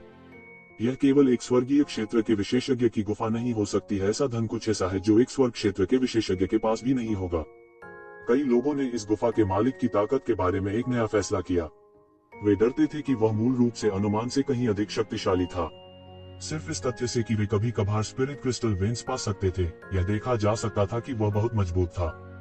यहाँ तक इन पुरानी प्राचीन वस्तुओं ने भी, जिन्होंने अपनी खेती को सील कर दिया था, या विभिन्न कुलों के स्वर्ग के शीर्ष गौरवों में स्पिरिट क्रिस्टल खनिज हीरा नहीं था। चाहे उनके पास कितनी भी संपत्ति क्यों न हो, स्पिरिट क्रिस्टल को स्पिरिट क्रिस्टल मिनरल वेन में संघनित करने का कोई तरीका नहीं था। यह पहले से ही उनकी क्षमता से परे था। एक एक कर गुफा की बंदिशें टूटती गईं। गुफा के प्रत्येक कमरे में अथाह धन था। हालांकि वहां ऐसा कोई कमरा नहीं था जैसा येज़ेबेल ने पहले देखा था, जिसमें सैकड़ों स्पिरिट क्रिस्टल मिनरल वेन्स थे। यहाँ तक कि आधा स्पिरिट क्रिस्टल मिनरल वेन्स उनके लिए पहले से ही बहुत बड़ी मात्रा में धन था। बूम! एक और प्रतिबंध को येज़ेबेल ने खोल दिया। यह पूरी गुफा का सबसे भीतरी कमरा था। यह बाहर के आलीशान खजानों से अलग था। यह बेहद शांत गुप्त कमरा था, मालिक के मूल लिविंग रूम की तरह। पलंग के दूसरी ओर एक आकृति पालथी मारकर बैठी थी। करीब से देखने पर यह एक अधेड़ उम्र का आदमी था जो लगभग 30 साल का लग रहा था। वह जीवंत और सजीव था, ठीक वैसे ही जैसे जब वह जीवित था। हालांकि येज़ेबेल महसूस कर सकता था कि उसका शरीर पहले से ही ठंडा था, थोड़ी सी भी जीवन शक्ति के बिना। लानत है मानव लड़के, मैं तुम्हारी लाश के 10,000 टुकड़े कर दूंगा। ग्रेट डेविल कबीले के शाही महारानी की दहाड़ दूर से सुनी जा सकती थी। वह येज़ेबेल से अत्यधिक नफरत करता था। उसने यहाँ पूरे रास्ते मार डाला था और येज़ेबेल के नक्शे कदम पर चला था। धिक्कार है, इस समय येज़ेबेल के पास ज्यादा सोचने का समय नहीं था। उसने सीधे बिस्तर पर पड़ा एक अधूरा नक्शा और एक ताओवादी किताब उठा ली। जब वह फिर से देखने वाला था तो अचानक शून्य में तापमान अनगिनत डिग्री से गिर गया था। ऐसा लग रहा था कि एक बर्फीली ठंडक ने येज़ेबेल को एक पल में जमकर रख दिया। अधेड़ उम्र का आदमी जो मूल रूप से बिस्तर पर पालथी मारकर बैठा हुआ था, उसने अचानक अपनी आंखें खोली और जाग गया। उसकी हरी आंखों से भयानक रोशनी निकल रही थी। मेरी शाश्वत नींद में खलल डालने की हिम्मत कौन करता है? एक नीची और गहरी आवाज ऐसी निकली जैसे वह नर्क से आई हो। यह बेहद भयानक था। येज़ेबेल ने अचानक अपने पूरे शरीर में रोंगटे खड़े महसूस किए। यह ऐसा था जैसे उसने एक अत्याचारी दुष्ट आत्मा का सामना किया हो। एक लाश, ये दो शब्द अचानक येज़ेबेल के दिमाग में आ गए। सामान्यतया भले ही दिव्य क्षेत्र में प्रवेश करने वाले बिजली घरों की मृत्यु हो गई हो, वे लाश में नहीं बदलेंगे। उनमें से प्रत्येक पावर हाउस एक किंवदंती थी। जब वे जीवित थे तब वे किंवदंतियां थीं, और जब वे मर गईं तो वे किंवदंतियां थीं। यहाँ तक अगर वे मर भी जाते तो वे आम लोगों की तरह सड़ते और गायब नहीं होते। इसके बजाय वे जीवित होने से पहले सजीव होंगे। उनके शरीर में अभी भी वह शक्तिशाली शक्ति थी जो उनके जीवित होने पर उनके पास थी। साधारण बिजली घरों को उनके पीछे छोड़ी गई मार्शल आर्ट की सच्चाई से सीधे मौत के घाट उतार दिया जाएगा। हालांकि यह निरपेक्ष नहीं था। एक बार जब वे लाश में बदल गए तो ये अमर लाशें सीधे लाश में विकसित हो सकती थीं। इसके अलावा वे सीधे उच्च स्तरीय उड़ान लाश में विकसित हो सकते हैं। हालांकि संभावना बहुत कम थी, लेकिन यह सामान्य लाशों के सूरज के नीचे लाश में बदलने की संभावना से बहुत कम थी। आखिरकार वे पहले से ही मिथक किंवदंतियां थे और स्वर्ग और पृथ्वी के नियमों द्वारा पहचाने गए थे। हालांकि एक बार जब वे लाश में विकसित हो गए तो यह दुनिया के लिए एक अत्यंत भयानक आपदा होगी। एक बार जब वे ज़ॉम्बी बन गए तो वे सीधे ज़ॉम्बी किंग बन सकते थे। वे सीधे तौर पर एक धर्मनिरपेक्ष देश को एक ज़ॉम्बी देश में बदल सकते हैं, जिसमें रात भर केवल लाश ही चलती है। इस समय येज़ेबेल जांच जारी रखने के मूड में नहीं थी। वह बिना किसी झिझक के तुरंत कमरे से बाहर निकल गया। उसके पीछे लाश चली गई। उसके शरीर का प्रभामंडल और भी शक्तिशाली हो गया। एक पल में यह खत्म हो गया। लड़का, स्वर्ग का एक रास्ता है, लेकिन तुम जाना नहीं चाहते।